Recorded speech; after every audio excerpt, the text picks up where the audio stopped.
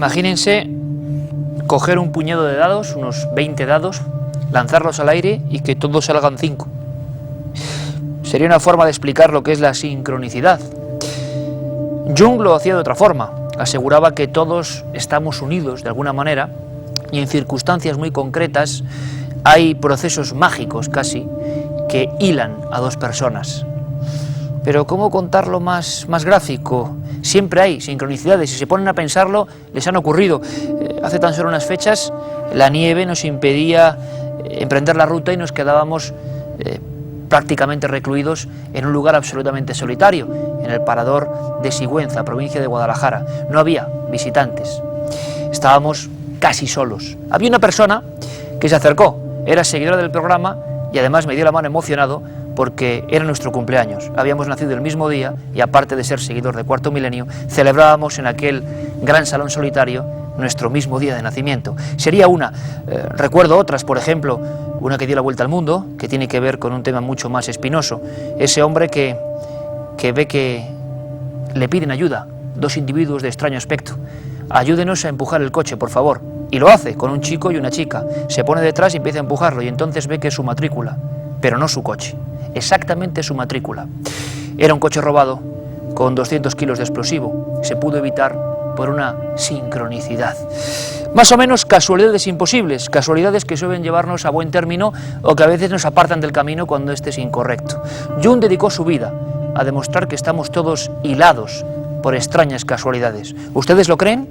Quizá cambien de opinión viendo este increíble y sincrónico reportaje. Anthony Hopkins, uno de los actores más laureados de la historia del cine, fue protagonista de un suceso que le cambió su forma de ver la vida. Corría el mes de octubre de 1973 cuando recibo una propuesta para participar en la versión cinematográfica de la novela La mujer de Petrovka. El proyecto es interesante, distinto a casi todo lo que había hecho. Es por eso que me decido a ir en busca del libro para leerlo y conocer la obra a fondo. Durante horas recorro decenas de librerías en busca de un ejemplar que me ayudase a prepararme el papel. El esfuerzo es en vano. No hay en todo Londres un solo ejemplar de esa obra. De vuelta a mi casa, mientras el traqueteo del tren me mece los pensamientos, algo en el asiento de enfrente llama mi atención. Era un viejo tratado repleto de anotaciones que alguien se había dejado. Lo tomo y no puedo evitar un gran asombro al leer el título: La mujer de Petrovka. Años después, en una de las pausas del rodaje de la película, me presentan a George Pfeiffer, autor de la novela. La conversación entre nosotros brota de manera natural y fluida. Él me manifiesta que ha seguido toda mi carrera y que se siente orgulloso que ponga cara a uno de los personajes que él ideó. Yo le correspondo hablándole de lo arrebatadora que me resultó su novela. Es entonces cuando me cuenta cómo surgió todo. Escucho con atención mientras me relata cómo tiempo atrás prestó a un conocido un ejemplar de su libro, con notas de su puño y letra. Era el borrador en el que había esbozado la idea primigenia de la mujer de Petrovka. Unos legajos que guardaba con gran cariño y que acabaron perdidos en algún rincón de Londres. Me giré y rebusqué entre las hojas de mi guión aquello que años atrás me encontré de forma casual en aquel desangelado vagón de tren. George Pfeiffer no pudo contener la emoción al volver a recuperar el germen de lo que fue su gran obra. Yo, en cambio, a día de hoy, todavía sigo dando vueltas a por qué extraña razón el caprichoso destino quiso que interpretase ese papel. Hay quien a eso le llama sincronicidad. No me digan que la historia no es maravillosa. Hay un dicho que asegura que algunos libros se encuentran con nosotros, tienen que llegar en cierto momento para cambiarnos la vida y cambiar la vida de quienes los leen después. La mujer de Petrovka, historia de Anthony Hopkins, real como la vida misma, y hay muchas más. Y estoy seguro que muchos amigos, viéndola, han intentado establecer paralelismos con: a mí me pasó una cosa, a mí me ocurrió esto, que luego condujo a esto otro, el extraño mundo de las casualidades, de las probabilidades. Se han mezclado muchos términos últimamente, está este asunto de moda, sincronicidad, incluso se habla de serendipias cuando hay un descubrimiento, por ejemplo, científico, hecho aparentemente al azar.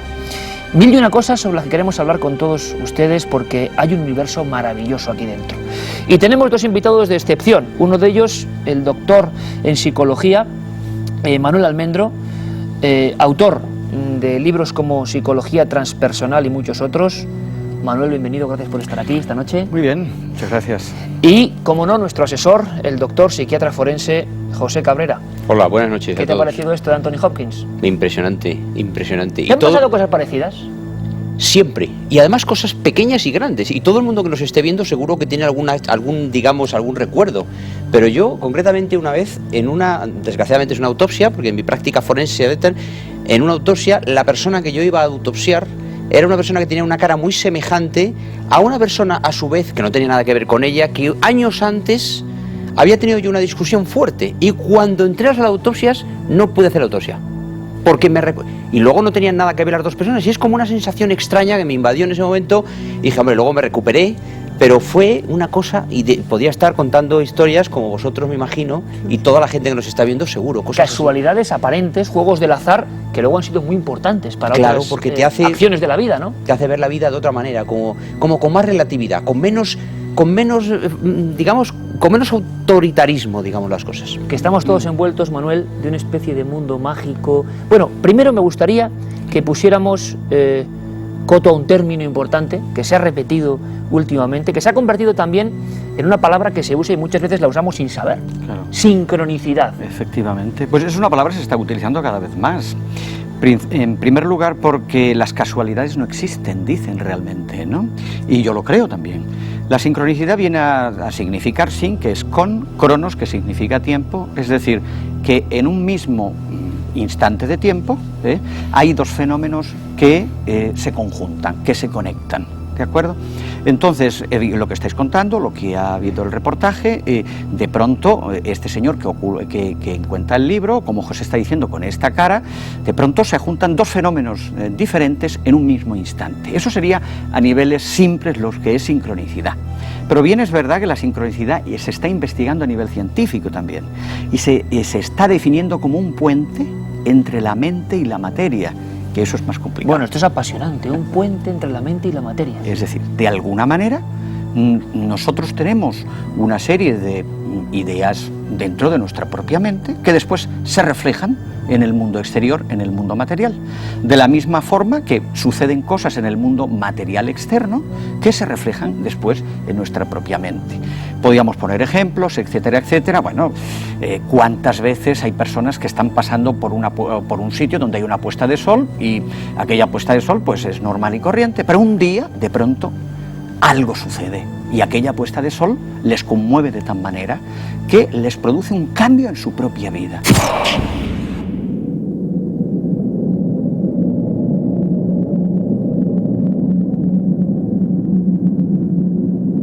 Jung decía que había que prestar atención a estas cosas que nos pasan y que podemos considerar simple azar. Hay gente que no le da ninguna importancia y otra gente que le da quizá excesiva importancia al azar.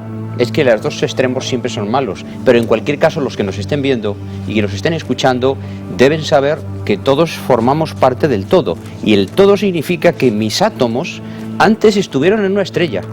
Es decir, no es poético decir que los átomos que componen nuestro cuerpo han pululado por el universo, porque todo es un ciclo que se va reconvirtiendo, por lo tanto todos formamos parte del todo. Ahora bien, ese todo que es el universo puede conectarse. Ese es el tema.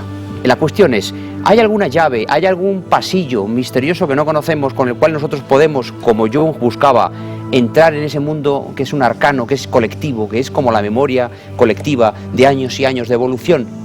Ese es el misterio. No sé si podremos, pero de luego el que encuentre la llave de esa conexión encuentra la piedra filosofal. Estamos jugando con el azar a cada segundo y están ocurriendo procesos. Hay algunos casos asombrosos y vamos a destilar algunos aquí que son interesantísimos. Por ejemplo, hubo un caso que llamó mucho la atención en Londres y que se demuestra que es aparentemente una sincronicidad. Un hombre se mete en uno de esos autobuses de 2 pisos de Londres y se pierde, se ha equivocado de autobús y va vagando por la ciudad. Londres no es pequeña, precisamente, ¿no?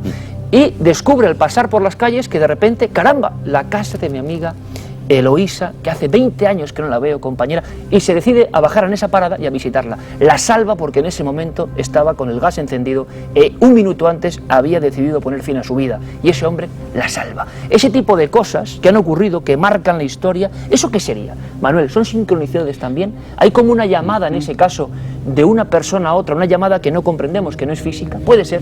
Yo creo que en este caso hay una cosa de la que estáis hablando que viene a explicar este asunto, es que la sincronicidad niega el azar. ¿De acuerdo? El azar es que las cosas suceden por azar porque no sabemos por qué. ¿De acuerdo? Y el azar y la necesidad hoy está en crisis. Yo creo que en ese momento la sincronicidad que estamos definiendo es capaz de colocar en conexión las dos mentes.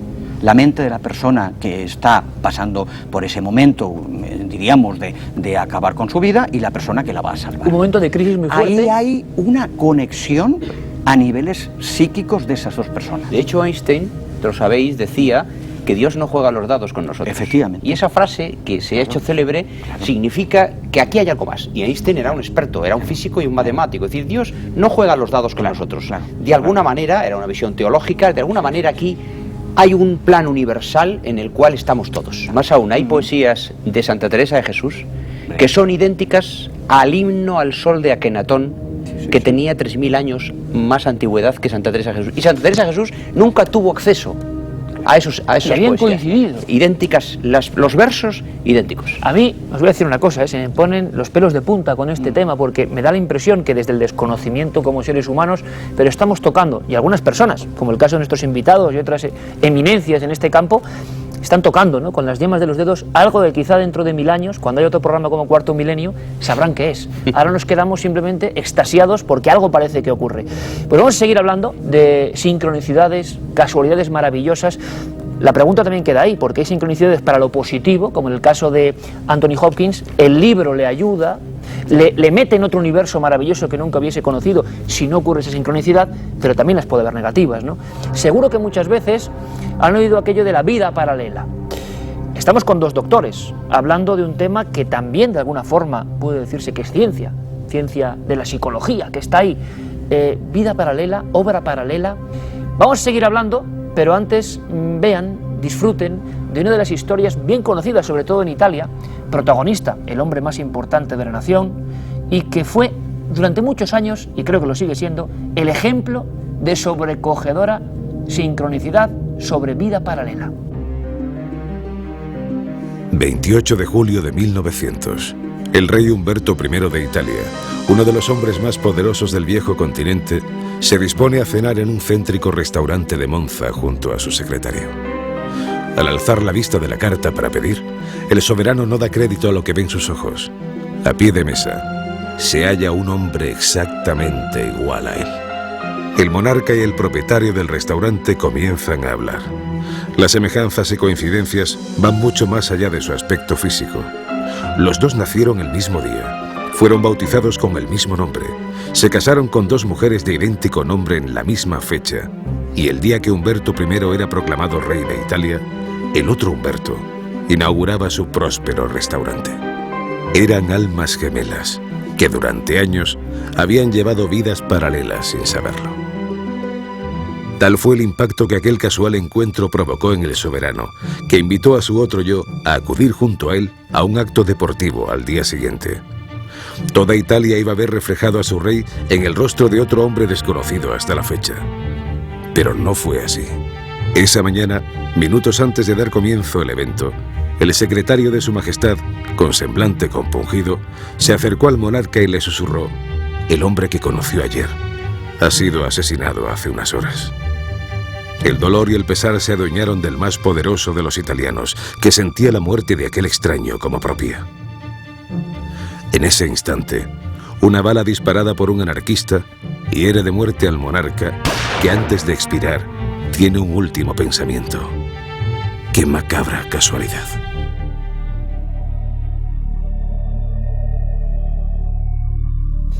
Historias de la historia que nos dejan boquiabiertos, porque desde luego este sería un caso extremo no sé si de sincronicidad, Manuel, de vida transcurriendo con las mismas fechas, los mismos datos, los mismos nombres. ¿Qué significado se podría extraer de una experiencia concreta como esta? Es curioso de que algunos ejemplos como estos se han conocido aparte de este tan famoso, ¿no? Y yo creo que hay veces que lo ideal de cuando sucede una cosa de este tipo, lo más importante que te está planteando es una gran pregunta. Es una gran pregunta, porque ¿quién tiene respuesta realmente para eso, ¿no? Y esa gran pregunta te lleva a que vivimos órdenes que de alguna manera son incontrolables y que nos tienen que revertir a nosotros mismos a una humildad. Al fin y al cabo, vivimos aquí entre cientos de miles de galaxias y no sabemos nada. Aquí hay algo que armoniza todo, todo. Por ejemplo, el que 1 millón de estorninos, que son unos pajaritos muy pequeños, vayan por el cielo y un halcón ataque a esos estorninos, que son 1 millón de pájaros volando, se convierten en un todo y se convierten como en un solo animal y reaccionan a ese ataque moviéndose de manera que el halcón no pilla a ninguno. Y hablas entonces, doctor, de una conciencia o de un alma colectiva. Colectiva, pero no solo a nivel del hombre, sino a nivel de la vida misma, o sea, de cualquier ejemplo animal. Y la propia religión cristiana católica, en la que vivimos mucha gente, habla de la comunión de los santos como algo que nos une a todos. Es decir, yo rezo aquí, pero hay alguien que mejora en Australia. ¿Por qué? Esa es la pregunta. No, se están haciendo investigaciones sobre esto realmente, ¿eh? Y Larry Dossey, por ejemplo, es un psicólogo bien importante, está trabajando sobre la oración. Y la oración, el poder de la oración. El poder de la oración, y que produce mejoras en los enfermos en los hospitales. Igual que se ha hecho y se están haciendo investigaciones sobre la meditación. Yo muchas veces, y no os voy a contar porque, bueno, en fin, mucha gente no lo creería evidentemente, pero sobre todo en los momentos, esto os lo pregunto personalmente si tiene alguna explicación, ¿no? En los momentos más agónicos, o de más fe en una historia, o de encontrar un documento que estaba perdido y cuando estaba todo ya realmente perdido, o en una cosa que les he echado una ilusión a borbotones, parece que se activan ciertas cosas, y no me ha pasado una vez, ni 2, ni 10, ni 20, casualidades que serían imposibles y para escribir, que sé que os ha pasado igual. ¿Qué quiere decir esto? Que, bueno, ese del que la sigue la consigue es un viejo refrán, ¿no? Pero que se activan más cosas, que tú cuando con la fe impulsas ciertas piezas del dominó que se empiezan a mover. Pues muy sencillo, que la verdad solo busca aquel solo encuentra aquel que la está buscando. Esa es la cuestión. Por eso mucha gente que estudia algo mucho durante un día y se acuesta agotada, por la mañana al día siguiente al despertarse tiene la solución. Estás durmiendo, pero tu cerebro ha seguido trabajando, todos los datos se juntan y de repente aparece la solución. Sin ser conscientes. Sin ser conscientes. Por eso lo de Newton y la manzana, por supuesto, es mentira. Es decir, no es que, pues, a mí me cae una manzana y si yo no estoy con lo que hay de la gravitación, yo no caigo en la ley de la gravitación, pero Newton estaba... Salmo, ¿no? Claro, ese es el tema. Es que la verdad busca, pero aquel que a su vez la está buscando. Claro. Es que ha pasado muchas veces. Una cosa, ¿no? De lo que está diciendo José, hay unas leyes del caos que explican esto también. Es decir, las leyes del caos dicen que empiezan con una sensibilidad. Nosotros tenemos una sensibilidad que es la cualidad que nos permite estar vivos, recibir impresiones. Pero lo que pasa, y las personas cuanto más sensibles, nos damos cuenta es que son un poquito más inestables aparentemente, ¿vale? Lo que pasa es que esa sensibilidad no se queda ahí, lleva a un proceso de una inestabilidad cada vez mayor. ¿Y sabes cuándo aparecen las sincronicidades? En el punto máximo de la inestabilidad, del sufrimiento máximo, aparecen en ese momento todas las sincronicidades posibles, como si fueran y aparece mensajes. El cambio. De hecho, muchos escritores, perdona que te interrumpa, han llegado a sus grandes obras en los momentos de más crispación. Es decir, es muy difícil que una persona tranquila, feliz, que solo le gusta ver la tele, hace poco, la semana pasada. Por ejemplo, es decir, es muy difícil que esa persona al final, si no tiene esa tensión interior, cree nada. Lo que no significa que no sea feliz y que sea una persona buena, pero para crear es necesaria una tensión. Claro, dices. Una tensión que, por ejemplo, la ley de Selye de estrés, por ejemplo, al final que el estrés es malo, no. A ver, el estrés es malo si una persona no sabe lo que está haciendo. Pero nosotros estamos vivos y realmente cuando una persona desea algo, quiere algo y pone todo su empeño en ello, ese punto de bifurcación se llama, es el que le va a permitir encontrar lo que está buscando. Y esto es muy importante, ¿no? Por eso, y se lo decimos a los oyentes también, ¿cuándo aparecen las sincronicidades? Podríamos decir, que esté atento la gente, por ejemplo, en un momento clave en su vida, en un enamoramiento, cuando se produce un matrimonio, desgraciadamente cuando se produce la muerte de un ser querido, ¿no? En esos momentos de máxima, podríamos decir, inestabilidad, es cuando las sincronicidades aparecen. Momentos límite, podríamos decir, ¿no? Momentos límite, tú lo has dicho. Y por una cuestión, es cuando de alguna manera estamos más desprogramados de la mente mecánica. En ese momento y más abiertos de par en par a esa magia que está ahí. ¿Y sabes lo que realmente sucede? Lo que yo creo es que las sincronicidades se están produciendo continuamente. Somos nosotros, con nuestra, podríamos decir, esta tendencia nuestra a programarnos, esta hipnosis que llevamos a diario, la que no nos permite ver las sincronicidades de la naturaleza. La naturaleza está ahí. Hay una historia célebre en la Europa del Este, bueno, un caso de una mujer que llegó a casa, estaba muy desesperada porque tenía que hacer un viaje a vida o muerte, se le moría un familiar, y llega a casa a recoger sus enseres y no tiene la llave. No tiene la llave y está desesperada y ha perdido la llave. Y tiene tanta desesperación que no sabemos qué pasa ahí, que en ese momento llega el cartero y llega con un sobre. Abre el sobre y era la llave. ¿Cómo es posible? Había una carta de su hermano que en otra punta del país se había dado cuenta recogiendo cosas que, caramba, tenía una llave de casa, de su casa, de su hermana, y la había mandado. En ese momento preciso llegaba ese tipo de magia cotidiana que seguramente será más habitual, quizá a nuestros niveles, pero si empezamos a pensar, ocurre de vez en cuando. Somos capaces de interactuar con nuestro entorno. Te habrán llegado a la consulta, Manuel, muchas sincronicidades de este tipo, o casualidades, sí, ¿no? Llegan. Incluso hay veces que hay gente que se sueña incluso con las propias sincronicidades que les está pasando. Y al final se les convierte en un punto a veces como de cierto desasosiego, ¿no? Es decir, gente que de pronto empieza a soñar con sábanas, se encuentra sábanas, la gente le habla de sábanas y llega un momento que aquello se le convierte en un caos, ¿no? Pero yo vuelvo a decir, yo creo que de ahí hay otro mensaje, hay que sacar fuerzas de flaquezas, dicen los refranes, ¿no?, que hablábamos antes, ¿no? Como los refranes dicen tantas verdades, ¿no? Yo pienso que incluso de un mensaje que pueda ser un momento de preocupante, uno puede sacar realmente de ahí parte del petróleo, ¿no?, que necesita para moverse. Pero para eso, en vez de ver, hay que observar. Claro, en vez de oír, claro, hay que escuchar. Claro. Y en vez de estar sentado sin hacer nada, hay que pensar. Manuel, de verdad que ha sido un placer, ¿eh? Estupendo, el placer será que cuando ellos enciendan el televisor se produzca una sincronicidad con nosotros. Claro que sí, claro que sí. Es más, si tienen este tipo de vivencias, si se sienten identificados con lo que hemos contado aquí, ¿por qué no? Que envíen sus escritos, que envíen sus experiencias y volveremos a analizarlo aquí amablemente. Manuel Almendro, muchísimas gracias, de verdad, por esta visita. Iker. Gracias además por hacernos redescubrir a Jung, lo digo personalmente, muchísimas gracias.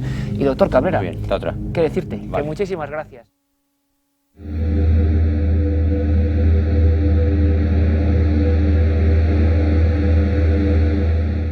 Aunque quizá no lo creamos, no hay dos escrituras en todo el mundo iguales.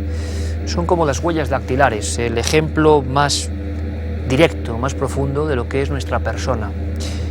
Inimitables no, porque hay falsificadores que realmente de forma prodigiosa pueden hacerlo, pero siempre hay algún rasgo, algún detalle, alguna peculiaridad que hace que esa escritura sea exactamente la nuestra. ¿Y qué significa?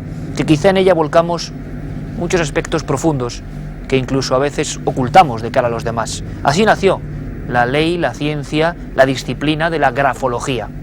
Y da la sensación de que pasó del ocultismo, del hermetismo, del oficio de magos y alquimistas o nigromantes a las salas de juicios y al gabinete de los psicólogos y psiquiatras. Hoy en día, pleno siglo XXI, la grafopsicología es una realidad que consultan empresas, que consultan gabinetes de trabajo, de publicidad, personas que eligen los condicionantes a favor o en contra de alguien que quiere ser ingresado, por ejemplo, en un ámbito de trabajo. La grafología se ha convertido en una forma de explorar nuestro interior. Y nosotros lo hicimos, tanto con nuestras firmas, y lo van a ver, como con algo mucho más interesante. Las rúbricas de algunos de los personajes más siniestros de la historia. Firmas, de alguna forma, manchadas de sangre. Unas pocas líneas manuscritas pueden decir mucho de nosotros. Cuando escribimos, dejamos un rastro que un especialista puede seguir hasta el mismo centro de nuestro cerebro.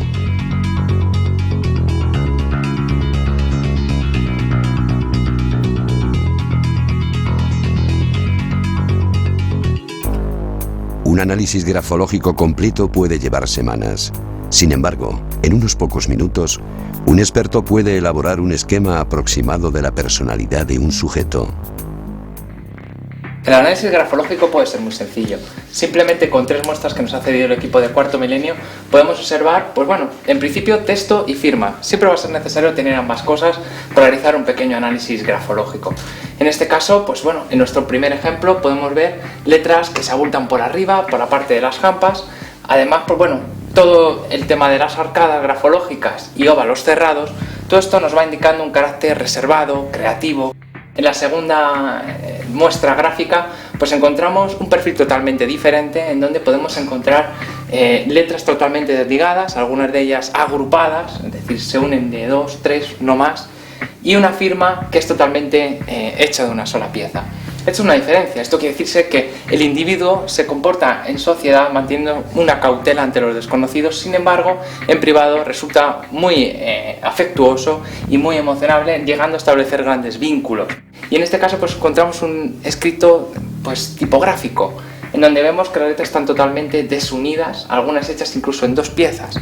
Esto nos revela pues un perfil de una persona que le gusta la matemática, las ciencias técnicas. Un examen más profundo puede proporcionar una información muy valiosa de alguien que ni siquiera tiene por qué saber que está siendo investigado. Una empresa quiere contratar a una persona y quiere buscar un perfil. Entonces nosotros participaríamos en ese proceso, por ejemplo, para decirle, de acuerdo al perfil que está buscando la empresa, si los currículums que ha recibido tienen los rasgos que se están buscando para ese puesto de trabajo, ¿vale? Por ejemplo, yo qué sé, para un cajero de un banco, ¿vale? Pues mirar, por ejemplo, que todos los currículos que se han recibido no haya entre ellos una persona que tiene tendencia a robar dinero. Un buen especialista incluso puede determinar si 2 personas son compatibles para mantener una relación duradera.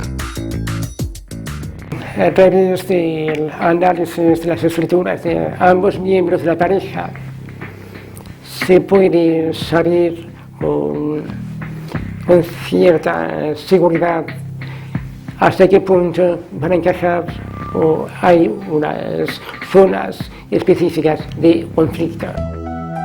Muchas veces se desconoce la identidad del autor del escrito, pero la inclinación del texto, el ángulo o la profundidad del trazo pueden revelar mucho sobre su personalidad. Siempre que el texto sea idóneo, es decir, que sea extenso, que tenga bastantes letras, no vamos a poder decir mucho de una cruz o de una flecha, pero si el texto es extenso, sí se pueden saber cosas. Por ejemplo, podemos saber cuál es su estado de ánimo actual. Si está deprimido, si no está deprimido, si está eufórico, si está agresivo. Se puede determinar cómo está en su momento. Yo he visto aplicaciones en casos de anónimos. Cuando alguien recibe un anónimo, pues la primera preocupación de la víctima es decir, ¿va a ser capaz de hacer lo que me dice o no? Porque esa es la intranquilidad que tienes. Y ahí sí se puede hacer un acercamiento bastante exacto a cómo es la personalidad del que ha escrito el anónimo. La pericia caligráfica es muy útil a la hora de descubrir fraudes. Comparando distintas muestras, es fácil descubrir el engaño. La grafología sirve también para seguirle la pista al asesino, aunque por desgracia, aún no es efectiva para detectarlo antes de que actúe. Hay que pensar que hay muchos tipos de asesinos, no existe solo el típico asesino violento y que aparece en las prensas estas más o menos dramáticas.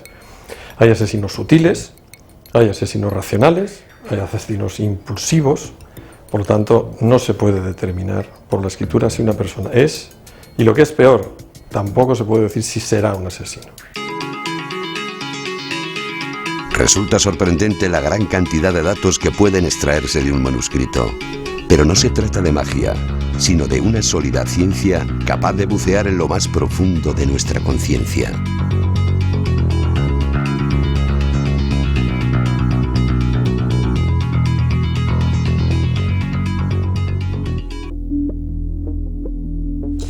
Yo les aseguro desde este mismo momento que después de esta noche, de lo que vamos a vivir, no van a poder volver a ver su escritura con los mismos ojos.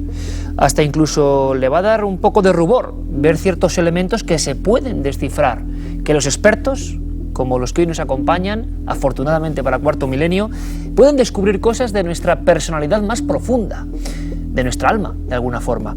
Es más, sabían, y he cogido notas de algunos libros esenciales, que los márgenes que dejamos en la hoja, el tamaño evidentemente, la forma de la letra, la dirección de las líneas, la presión, la velocidad con la que escribimos, la firma, la rúbrica, todo dice algo de nosotros. Bueno, pues esta noche vamos a descubrirlo. Y ya saben, el experimento está en marcha. Tienen esa frase ya escrita, observen muy bien, porque estoy seguro que van a trazar puentes de comunicación con lo que aquí se va a expresar. Nos acompañan dos queridos amigos. Uno es Carlos Rodríguez, director del Instituto de Psicografología y Peritación. Buenas noches, Carlos. Buenas noches. Jovencísimo amigo, que parece que ha hecho un pacto con el diablo, porque realmente, bueno... no tan joven, ¿no? No tan joven, pero desde la grafología también tiene esta magia, ¿no? Quizás de hacer rejuvenecer, pero de verdad, gracias por tu ayuda, Carlos. Gracias a vosotros. Nos has presentado a los profesores. Está habiendo un boom en el tema de la investigación grafológica, y aunque sea muy brevemente, Carlos, ¿de verdad se pueden saber tantas cosas de una persona, pues con una hoja de las que tienes ahí? Desde luego, para los ojos del grafólogo la escritura dice un montón, dice todo sobre esa persona, sobre su personalidad, su forma de actuar, todo mediante una serie de rasgos que luego podemos ir colocándolos para predecir o incluso saber cómo va a ser su conducta. Nuestro amigo Carlos va a hacernos una demostración de cómo se estudia, por ejemplo, la escritura de un asesino, como es Tony King. Carlos, si quieres, vamos yendo hacia el atril, donde está una de las páginas. Y Paco, si te parece, muy brevemente, ¿quién es Tony King? Sí, recordamos que Tony King está juzgado y condenado por el asesinato de dos chicas jóvenes, de Sonia Caravantes y de Rocío Baninkoff. Era un hombre que era conocido ya en su país, en el Reino Unido, como el estrangulador de Holloway, y que llegó aquí y mató a dos chicas jóvenes. Está cumpliendo actualmente pues estas penas a las que fue condenado. Y su escritura puede revelar... Sin ¿O ha sido ninguna duda. importante la Esta investigación? carta que va a analizar precisamente es una carta que envió Tony King desde prisión a la madre de Rocío Baninkoff para pedirle perdón por lo que había hecho. Con lo cual también me imagino que Carlos nos lo podrá decir mejor. Esto influye en su estado de ánimo, en si realmente estaba siguiendo los consejos de su abogado o si realmente le salía del corazón pues este perdón, que pedía, además diciendo que él tenía una hija y que entendía perfectamente el dolor causado a la madre de Rocío. Bueno, Carlos, pues ya tenemos ese manuscrito de Tony King y un especialista como tú. Bueno, me decías antes, en esta pequeña pausa, que esto es de libro, ¿no? Digamos, es un ejemplo básico. Sí, es tremendo la cantidad de cosas que podemos ver, ¿no? A mí me gusta decir que siempre hay que tener en cuenta que cuando te enfrentas a un escrito, estás viendo el aquí y ahora, es decir, el aquí y ahora de la persona, ¿no? Y siguiendo un poco lo que decía Paco hace un momento, de si había sido asesorado y demás, lo que sí vemos es rasgos de ansiedad dispersos por el escrito. En principio hay que atender a toda la separación que se produce entre palabras. Lo primero sería todo este tipo de lo que los grafólogos denominamos pasillos. Pasillos. Espacios en blanco. A veces no solo son las letras las que revelan cosas, sino el espacio en blanco que queda en todo el escrito. Otra de las cosas que vemos, bueno, aparte de esos pasillos, hay una especie de mordiscos por aquí que los grafólogos denominamos fantasmas. Fantasmas en el papel, llamado pues en lo que es el margen de la derecha, ¿no? Y que también denota una ansiedad. El individuo llega aquí y está nervioso, pasa al segundo renglón, ¿no? Y va dejando estos marcados mordiscos que, insisto, llamamos fantasmas, ¿no? Tenemos Carlos, ese qué argot. curioso, o sea, los pasillos que ahora están viendo perfectamente y los fantasmas revelan que no solo es la letra individualizada, ni una frase, ni una línea, sino el conjunto de una página. El conjunto, ¿no? Efectivamente. Siempre que hay que perder de vista, yo lo que siempre digo a mis alumnos es que se alejen un poco del escrito. Antes de empezar a medir, a meter lupa, ¿qué impresión general te da? Empezando un poco por este consejo que yo doy, pues lo más visual, salta a la vista, son estos pies tan enormes que tiene la escritura, que vamos a dividir en crestas, la parte alta de las mismas, el cuerpo central, como son las vocales y demás, y luego ya tenemos los pies. Lo que aquí llama poderosamente la atención son unos pies que son desmesurados, teniendo en cuenta la proporción del resto de escritura, ¿no? No solamente es en algún carácter, como la G, sino que también en las Is, de manera que estas llegan a incluso meterse en los renglones siguientes. ¿Qué significaría eso? ¿Esa irrupción en otro renglón? Desde luego, cuando está en la zona de los instintos, la zona de abajo, como decimos los pies, que sería la zona de abajo de la escritura, indica un poco pues lo material, ¿no? La parte de arriba sería lo espiritual, el mundo de las ideas. Esto sería la parte material, la parte de los instintos, y desde luego lo que podríamos sacar en conclusión con este tipo de pies tan enormes y tan desproporcionados, pues es una carga libidinal importante, desenfreno en los impulsos, en su manera de desarrollarse. ¿Sexuales, por ejemplo? Incluso sexuales, desde luego. O sea que en la letra, y esto es interesantísimo, tenemos una parte alta que habla de lo más noble quizá del ser humano, de las ideas, y una parte baja que refleja lo más físico. Lo más físico, lo material, los placeres, los instintos, ¿no? Y desde luego, pues aquí no ha podido reprimirse y aparece en todo su apogeo todo ese tipo de Gs y de pies totalmente hinchados, ¿no? Tenemos a una buena amiga, ella es grafopsicóloga, Clara Tahoces, además de redactora de la revista amiga de este programa, de Más Allá. Ha hecho Clara una cosa que me gustaría casi nombrar pues, como un auténtico manual, una Biblia sobre la grafología, y decía Clara: conócete a ti mismo y a los demás a través de la escritura. Es que me da la impresión de que el tema de hoy es tan apasionante, es tan para todo el mundo. Clara, buenas noches. Buenas noches. Vamos a hacer algo mucho más centrado, creo, no solo en la escritura, sino en una firma bien enigmática, ¿no? Hablamos del primer hombre lobo español, ¿no? Sí, quizá el único. Quizá el único. Manuel Blanco Roma Santa. Sí, señor. Un criminal que incluso ha dado pie a películas, ¿no? Sí. Como El bosque del lobo, y que fue condenado por 13 crímenes, aunque realmente se cree que pudo haber muchas más víctimas. Bueno, y esa bestia, Clara, vamos a acercarnos al... Una bestia era. Una bestia no sé si era lo y yo que no sé creía, si se ve en la escritura, pero hay un documento que es interesantísimo, que es una firma y un documento. Sí, realmente lo que nos va a interesar realmente es la firma, porque esto no es de él, esto es del proceso. En el momento tuvo que firmar y claro, tenemos mucho menos material que con el caso de Tony King, pero sí que podemos ver cosas interesantes, ¿no? Por ejemplo, vemos las puntas que aparecen en determinados lugares de la escritura, lo que hablábamos antes, la base de la escritura, palabras, por ejemplo, la U es una letra que normalmente por su anatomía es curva. Y ella parece casi como es una un V. pico, exactamente, es un pico, eso es un signo de maldad. Pero vemos que también aparece en la M estos picos.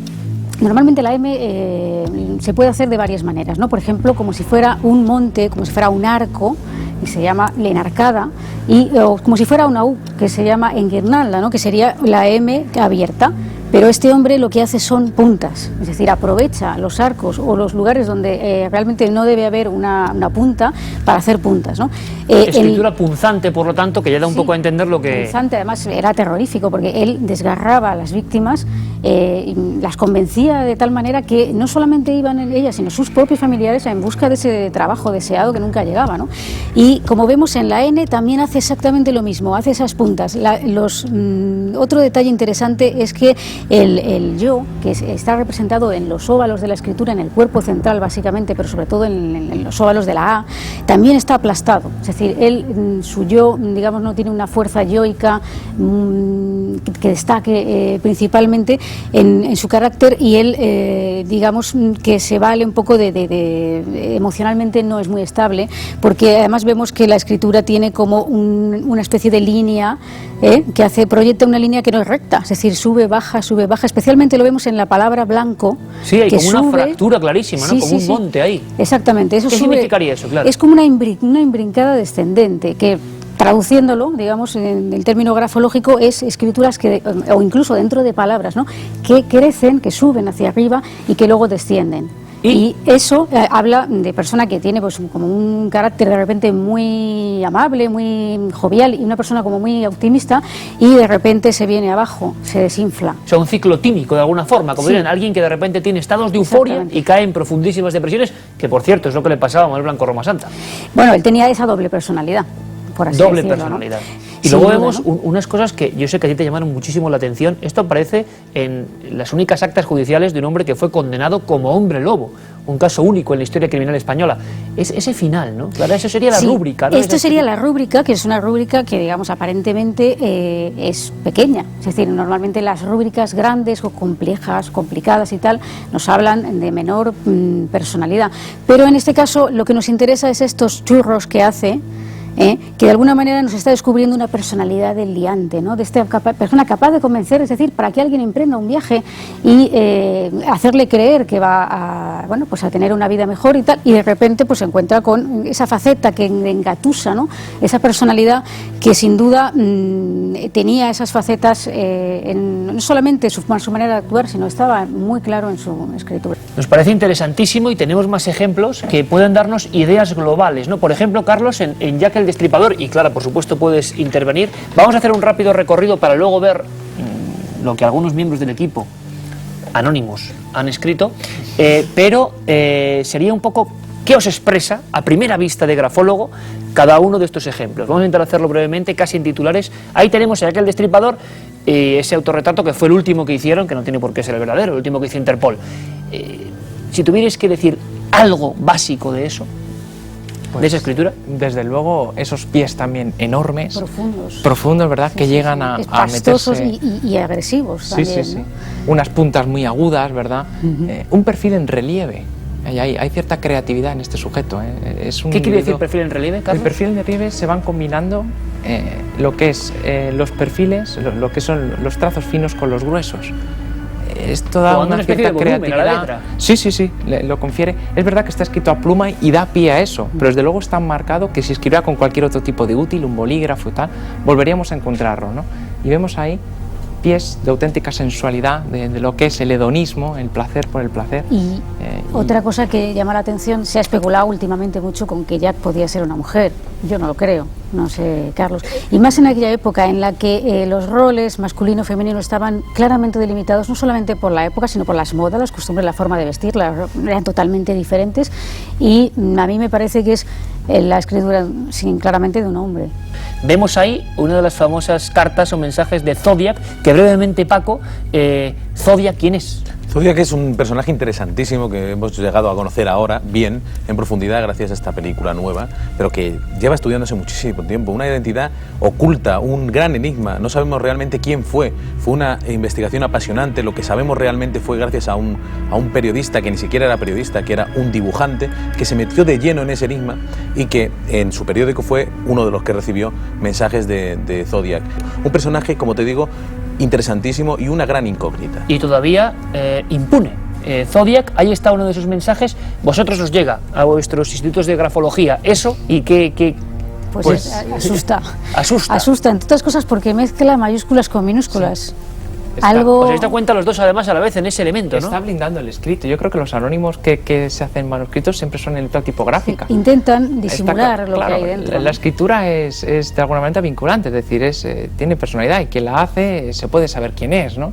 Mayúsculas y minúsculas, Clara, ¿qué significa? ¿Qué ves? Las mayúsculas simbolizan un poco, es la idea capital, la idea de Dios, ¿no? Las minúsculas, digamos, mezclarlas en sí, pues nos está hablando de valores alterados, digamos, no distingo muy bien entre lo que es lo tuyo y lo mío, quizá lo tuyo es lo mío, y también esa idea un poco de deshonestidad, es uno de los rasgos de deshonestidad, y que se ve curiosamente en algunos, no en todos, pero en muchos criminales. Y una terrorífica frialdad, me decíais, y por ejemplo aquí vemos un orden, estamos comparando directamente, nuestros compañeros de realización estarán mezclando ahora mismo, por ejemplo, lo que antes comentaba Carlos de Tony King, esos huecos, y ahí vemos algo mucho más ordenado, mucho más robótico, ¿no, Carlos? Sí, aquí es el horror vacui, es decir, no deja nada al vacío, ¿no? Llama la atención esos renglones que van subiendo, bajando, como antes comentó Clara, que además habría que hablar de la falta de ética o moral que tuviera este sujeto, ¿no? Es una de las cosas que también vemos por esos renglones que van variando y que van bailando sobre el escrito, ¿no? Y eso es mala señal, digámoslo así, esos renglones que bailan. Un camaleón, diría yo. Un camaleón. Es decir, muy adaptable a muchísimos ambientes y muy cambiante de opinión, pero de una manera interesada, diría Mira, yo. Tú habías mostrado antes un poco veleta, ¿no? Sí, veleta. Sí. Es la letra también de muchos videntes. De muchos videntes. Muchos videntes. Otros personajes que igual un día analizamos aquí, porque esto podríamos hacerlo. Hay unos cuantos que se pueden hacer videntes, de contactados, con personas célebres, con dirigentes, que con dirigentes podría ser algo. Me mostrabas antes, Carlos, una carta que te había recibido, que me gustaría que mostraras a cámara, un ejemplo, porque claro, eso sería un ejemplo de escritura desestructurada. Totalmente, efectivamente. Se trata de una persona que tiene una patología mental, ¿no? Y bueno, pues llegamos a tratar, de alguna manera salta y llama poderosamente Caramba, y los la atención. espacios son algo tremendo, terrorífico. ¿verdad? Incluso el cruce de líneas que hay, da igual el enmarañamiento que hay, ¿no? Aquí podemos ver que el pensamiento está totalmente ido, es decir, esta persona está totalmente desestructurada, ¿no? Mentalmente. Y bueno, según el paso del tiempo, en concreto hay una semana, se observa cómo ya el escrito cambia y efectivamente, oye, pues después de un... ¿Puedes poner los dos, por favor, un momento? Sí.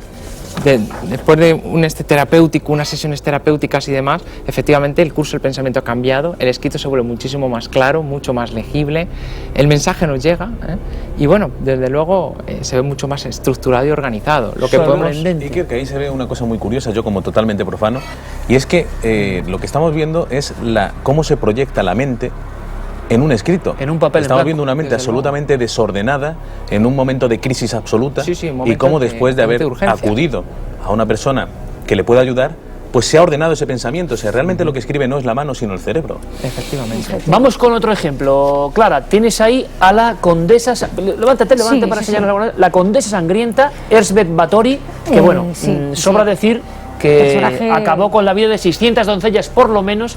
Hay una cosa que lo resume todo, que es que esa zona concreta del antiguo imperio austrohúngaro es que se quedó sin jóvenes de entre 12 y 17 años prácticamente, porque esta mujer se bañaba en su sangre, convencida de que iba a rejuvenecer.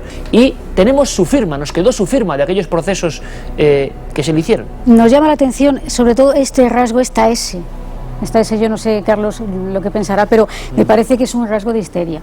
Es un rasgo de histeria. Las desproporciones en la escritura, sobre todo en letras como la P y la S, nos hablan de un componente histérico. O sea, hay letras más importantes, yo lo he leído en tu libro, Clara, más importantes que otras, o que dicen más cosas, o que son más espejos, más diáfanos de ciertas cosas. Y también porque simbolizan ideas, ¿no? Por ejemplo, la P es una letra que puede simbolizar la figura paterna, ¿no?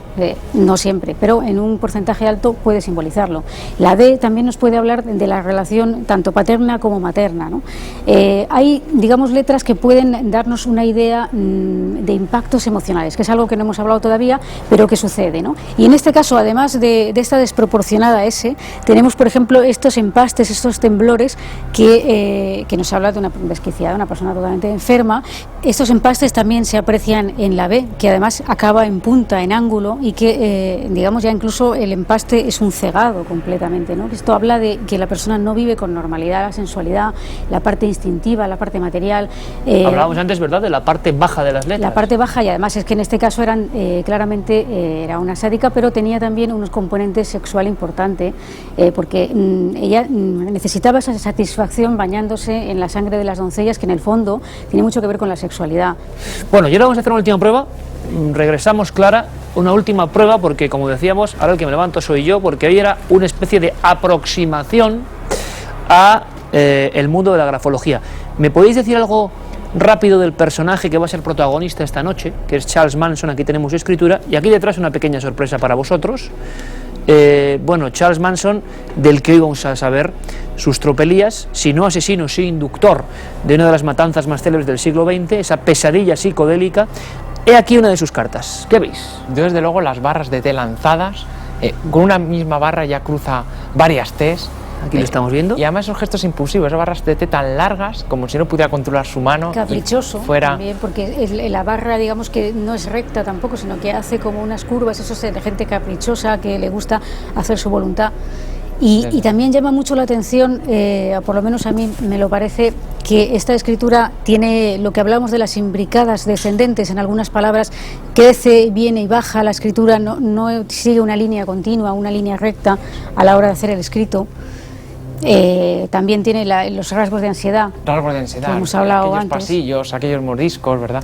Algunas torsiones en los pies, baja el nivel de forma y se desfigura algunos trazos. Es una persona que sufre internamente. Sí. Que sufre internamente. Y que probablemente tuviera algún tipo de... Lo que está claro es que por lo menos a nivel básico hemos visto varios elementos importantes: letras altas, letras bajas, pasillos, márgenes, nivel de empaste, cosas que para vosotros son evidentemente el ABC. Aquí tenemos la pequeña sorpresa. 3 miembros de este equipo han firmado o han puesto una frase que es la frase con la que yo suelo empezar como forma de saludo cada uno de los programas de Cuarto Milenio. Bueno, aunque sea brevemente, porque casi da un poco de... ¿Qué podíamos decir de esa primera frase, chicos?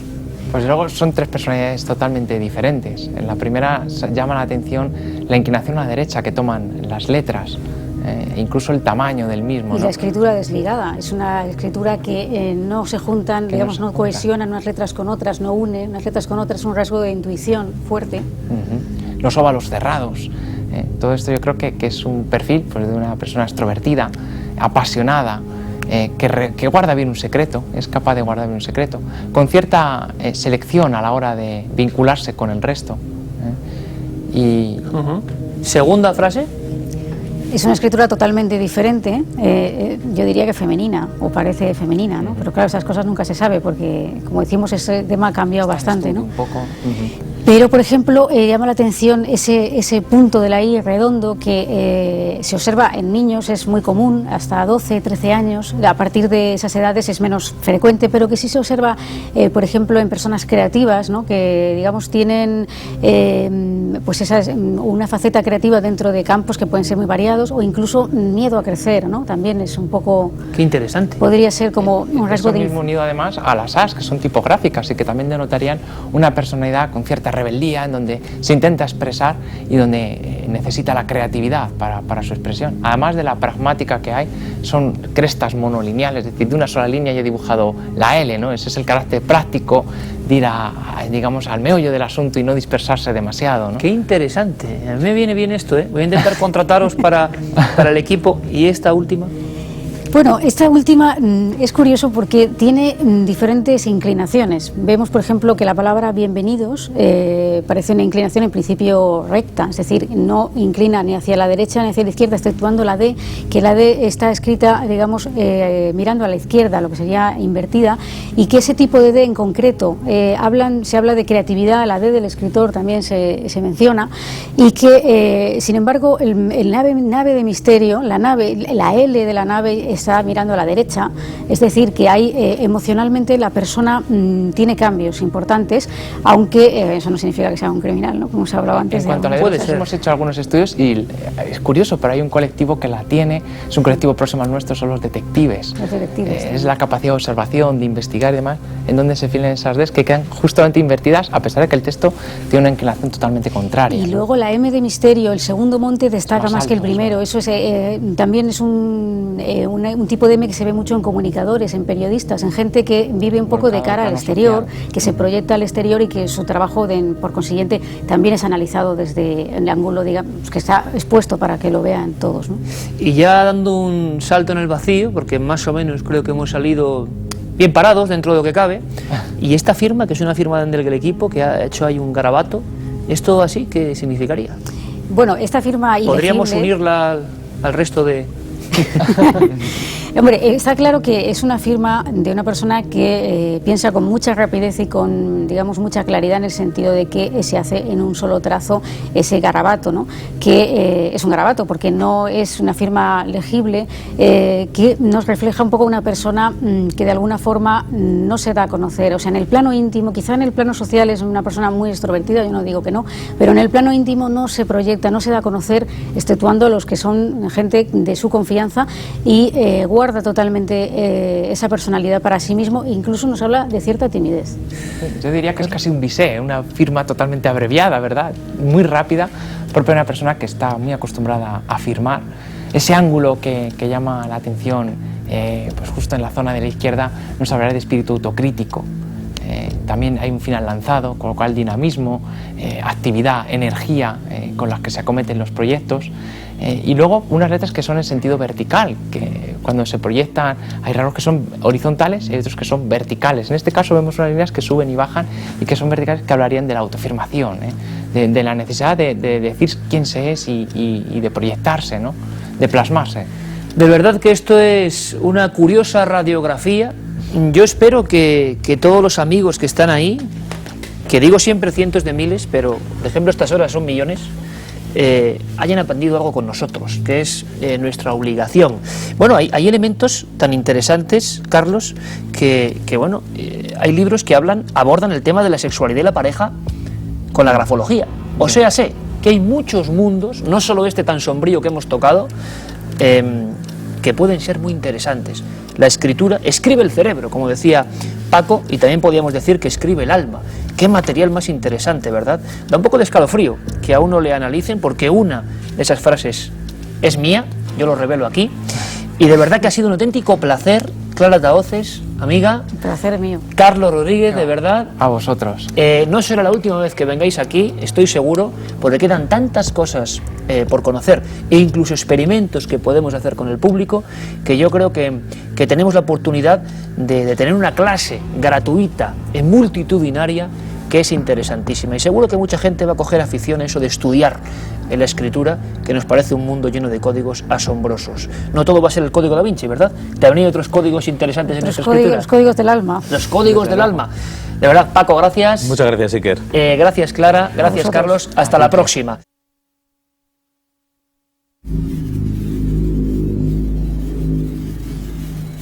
Si hay un reportaje que no voy a olvidar personalmente muy fácilmente, es el de las fobias.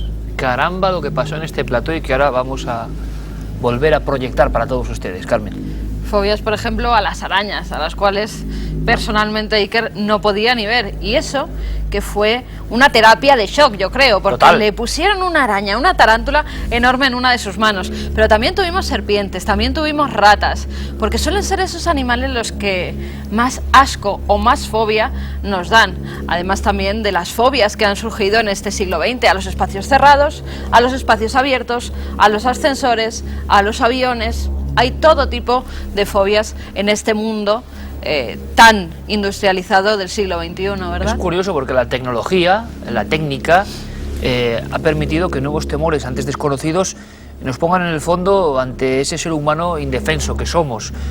Aseguraban los especialistas que el que tiene miedo fóbico es capaz de morir por ese miedo. Yo recuerdo al amigo Malpartida, que trajo aquí unas gigantescas tarántulas y no me dio ni tiempo, me las puso en las manos. Hombre, le agradezco que a partir de ahora, y es otro misterio, no me dan ya ningún miedo las arañas. ¿Así se curan las fobias? Vamos a investigar un poco, ¿te parece? Sí, vamos a ello. Dossier Fobias. Ocurrió así, en Cuarto Milenio. Son muchas las cosas que nos producen miedo. Lo desconocido, lo diferente, lo sobrenatural. Sin embargo, en alguno de nosotros, en situaciones aparentemente normales y cotidianas, el temor se muta en pánico.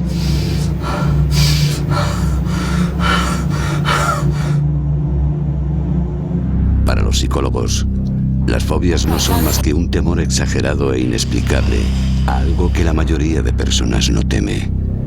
Ese terror irracional bloquea al individuo, le condiciona la existencia.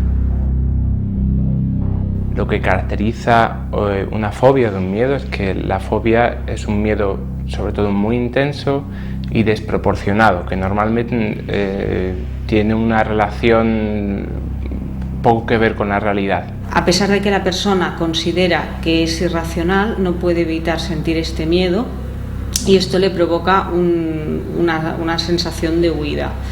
Entonces, esta situación limita de manera más o menos seria la vida de la persona. Un simple ascensor se puede convertir en un zulo del horror. Se pulsa el botón, se cierra la puerta y se acciona un mecanismo en el que la vida humana pende de un cable. Sudores fríos, una ansiedad desproporcionada y la terrible certeza imaginaria de que se va a caer al vacío, que ese minúsculo espacio será tu propia tumba. El temor a la sangre está directamente relacionado con el miedo a morir. La simple visión de una gota paraliza a los afectados, que relacionan la esencia vital que recorre nuestro cuerpo como algo negativo.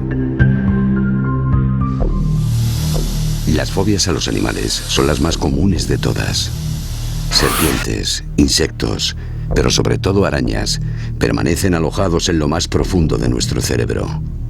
La picadura de una araña casi nunca pasa de provocar irritación y una pequeña herida. Y la realidad es que un simple pisotón nuestro acabaría con ella. Sin embargo, sus patas, su danza acompasada y su aspecto provocan que emerja el más profundo de nuestros temores. por un lado, lo que la persona presenta es una sintomatología física que suele ser muy acusada. En esa sintomatología física, pues bueno, puede haber taquicardia, puede existir también ahogo, sudoración, puede existir también la sensación de mareo, la sensación de debilidad y luego también, sobre todo, la necesidad de escapar del objeto que es fuente de miedo para la persona. A veces también es bastante frecuente la sensación de muerte inminente, ¿no? Es como me estoy muriendo en este momento. El mayor pánico de todos se produce cuando la persona no se siente capaz de protegerse a sí misma. En algún rincón del mundo podría vivirse esta escena en un gran espacio abierto repleto de gente. El sujeto mira a su alrededor, se agobia, el miedo le paraliza. Se siente como un cuerpo extraño, frágil. Cualquier persona de las que le rodean, cualquier elemento del entorno, pueden ser una amenaza. El individuo es patológicamente consciente de lo vulnerable que es. Se da cuenta de que cualquier cosa puede acabar con él. Muchos expertos aseguran que todos tenemos fobias. Nadie se salva. Un miedo oculto pero latente, presto a manifestarse. Algo que en lo más profundo de nuestro subconsciente nos aterra fruto de algún trauma infantil o vivencia remota que nos marcó profundamente y que no se marcha de nuestra psique. Todo lo que nos rodea, incluso lo más banal, puede llegar a causarnos auténtico pánico, a provocarnos ese terror irracional.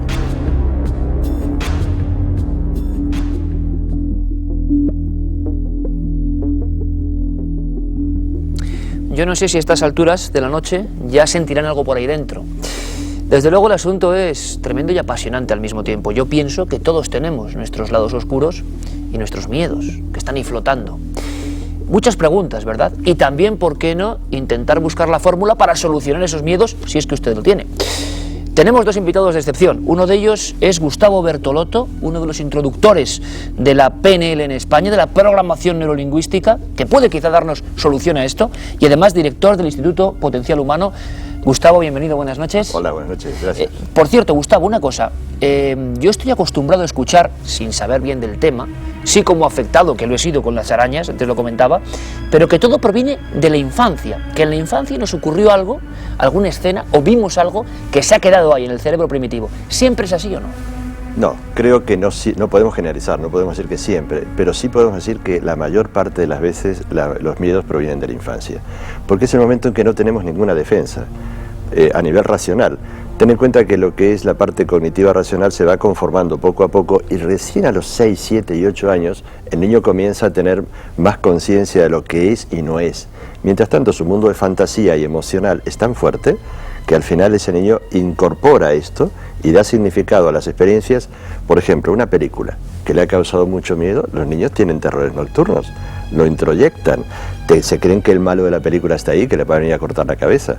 En otro caso, viven realmente, está ahí para ellos. Lo viven. Otro caso que yo he contado muchas veces es que una chica de Madrid que tenía miedo a las serpientes y jamás en su vida había salido de Madrid, o sea que nunca había tenido ninguna experiencia, recordando, buscando información, era su abuela gallega que le contaba los miedos que había pasado ella cuando iba a cegar al campo a ver si le cogía alguna serpiente, que nunca le cogió, pero la abuela se lo transmitía con miedo y el niño lo recibe de esa manera. O sea que el niño, los niños son como una especie de membrana virgen que puede absorber toda la información y determinadas historias contadas de determinada forma se nos quedan ahí. Bueno, pues además de Gustavo, creo que esta noche vamos a disfrutar y también a sobrecogernos, esto es Cuarto Milenio evidentemente. No hace falta presentar al doctor Cabrera, psiquiatra forense, y yo no sé, doctor, buenas noches como siempre. Hola.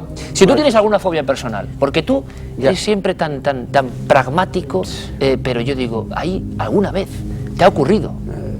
Yo diría que fobias concretas no tengo, sí tengo respeto a situaciones en las cuales mi vida está en peligro.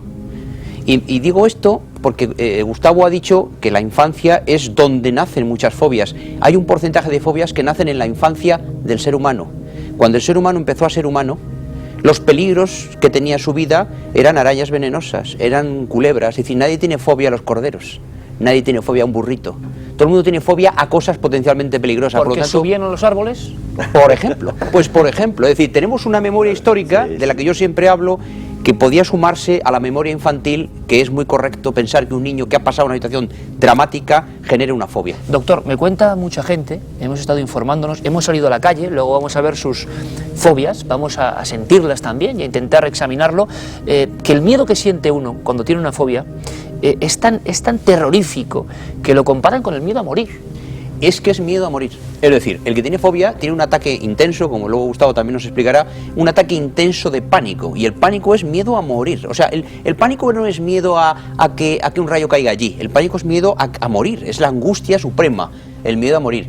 Y entonces el que tiene una fobia desarrolla tal cuadro que es que se cree que se va a morir, es decir, se cree que se va a morir, que lógicamente no lo va a hacer, pero se cree que se va a morir. De momento eso generaría la duda de si este sujeto va a entrar en un tema de supervivencia o tiene una fobia, ¿qué decidiría? Una situación límite. Límite. En una situación límite yo pienso que el instinto de supervivencia superaría la fobia, pero hay situaciones en las que la fobia está ahí, ¿eh? Quizá el hombre tiene fobia a una araña y se cae por la ventana para huir de la araña. Gustavo, la fobia, vamos a poner todo ya, vamos a cotejar los datos. La fobia sería, claro, hay mucha gente que nos ha transmitido sus miedos, pero que son miedos que gran parte de la humanidad comparte, ¿no? Miedo a morir en general, miedo a una vejez en soledad, miedo a las profundidades, incluso el miedo a la oscuridad, yo creo que son miedos universales. La fobia, digamos, ya cuando hay que intentar tratarla o por lo menos curarla, es cuando el miedo, el objeto o la situación que nos da miedo no es muy habitual. No, puede ser algo muy habitual, puede ser algo tan cotidiano, y la gente, vamos todos generando evitación a aquellas cosas que nos producen miedo. Es decir, nosotros hemos montado la vida, muchísima gente ha montado la vida exclusivamente evitando esas situaciones que le producen riesgo. Entonces es como que no tuvieran miedo, no lo concientizan, porque claro, no hacen eso que inconscientemente hasta casi se han olvidado que les produce miedo. Entonces, como decía el doctor Cabrera, esto es paralizante muchas veces, y otras veces lo que origina en esas dos reacciones puramente instintivas, luchar o huir. Y en la lucha uno se imagina que puede hacer cualquier cosa que puede terminar causando un verdadero desastre.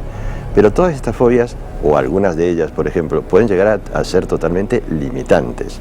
Pueden paralizar, por así decirlo, tu vida, como casos como la fobia del ascensor, o esa gente que era un pánico brutal por subir en avión, por ejemplo. Estar lejano de la tierra yo creo que es una de las fobias más habituales que hay. Entonces es como que te falta el contacto con la raíz, con la vida, y en ese momento esa sensación de muerte, que puede ser habitual en muchas fobias, es lo que te puede llegar a hacer cualquier barbaridad. Por cierto, Gustavo acaba de decir una cosa muy interesante, que es luchar o paralizarse. Exacto. Que son las dos reacciones de un animal ante un peligro de muerte. Es decir, un animal ante un peligro de muerte, que un depredador lo vaya a comer, tiene dos opciones: o correr a tope o quedarse quieto para pasar desapercibido. Son los dos mecanismos de defensa en caso de peligro de muerte. Luego vamos a también investigar en algunas fobias de grandes personajes de la historia, o personajes populares también, y sus fobias les modificaron profundamente la vida. Me contabas algún caso, Gustavo, que es gráfico, por ejemplo, de personas que circulando en coche mecánicamente no pasaban por cierto sitio porque empezaba ya su umbral de miedo, ¿no? Sí, lo que se llama técnicamente agorafobia, que es tener miedo a los espacios abiertos. Entonces, la gente necesita, esa gente que tiene esta enfermedad, vamos a llamarle así, conocen espacios. En ese espacio conocido se mueven, se sienten seguros. Pero pasar determinada calle, y yo comentaba un caso que es real, de una persona que conduciendo aquí en Madrid, nunca pasaba la Gran Vía, el eje Gran Vía Alcalá para el lado de Atocha. Él no conocía esa zona y siempre le buscaba la vuelta, y si tenía que ir conduciendo, nunca iba a pasar él conduciendo para ese lado. Entonces hay límites que nosotros nos ponemos. Parece ser que en este lado, primero, una de las cosas que sabemos psicológicamente, nos sentimos más seguros en lo conocido. Entonces, si se corta la luz en tu casa, pues tú sabes dónde están las cosas. Si te corta la luz en un lugar que no conoces, te puedes sentir con mucho más miedo. Esa gente que tiene agorafobia, por ejemplo, en ese espacio conocido se mueve. Más allá de ese espacio no se puede mover. Sobre todo, perdona Gustavo, cuando son recovecos digamos, sinuosos. Pero, por ejemplo, hay mucha gente que, como decía Gustavo, se maneja bien en calles donde hay que dar muchos recovecos, pero cuando va a salir a una autopista, ahí se acabó. Porque la autopista es como un río inmenso donde van muchos coches, y ahí es como, es otra opción. Espacios abiertos, esa es la otra agorafobia también. Bueno, espacios abiertos, espacios cerrados, lluvia, sí. Miedo a la piel, miedo a los payasos, miedo a los cementerios, miedo a los insectos, a los arácnidos, a las serpientes, a todo tipo de reptiles. Un sinfín sinfín de fobias y se van a sorprender. Quizá las más extendidas son unas cuantas, ¿no? Hay como un repóquer de fobias que son muy habituales. Que son aquellas más directamente implicadas con el instinto de supervivencia, y otras culturales que tienen que ver mucho con lo que la cultura nos ha dado en los últimos tiempos. ¿Cuáles destacarías tú?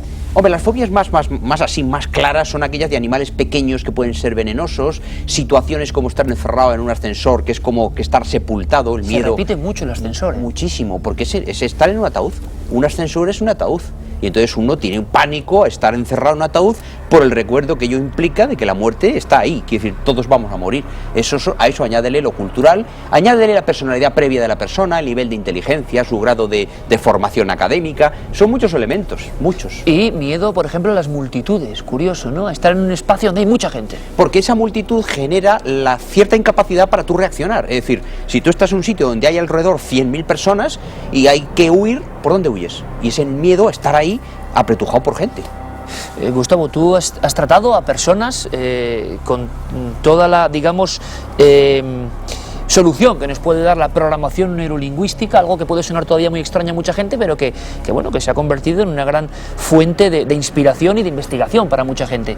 Y te has encontrado fobias clásicas y otras mucho más extrañas, ¿no? Que nadie sabe por qué se puede tener miedo a determinadas cosas, pero ocurre y la gente lo pasa muy mal.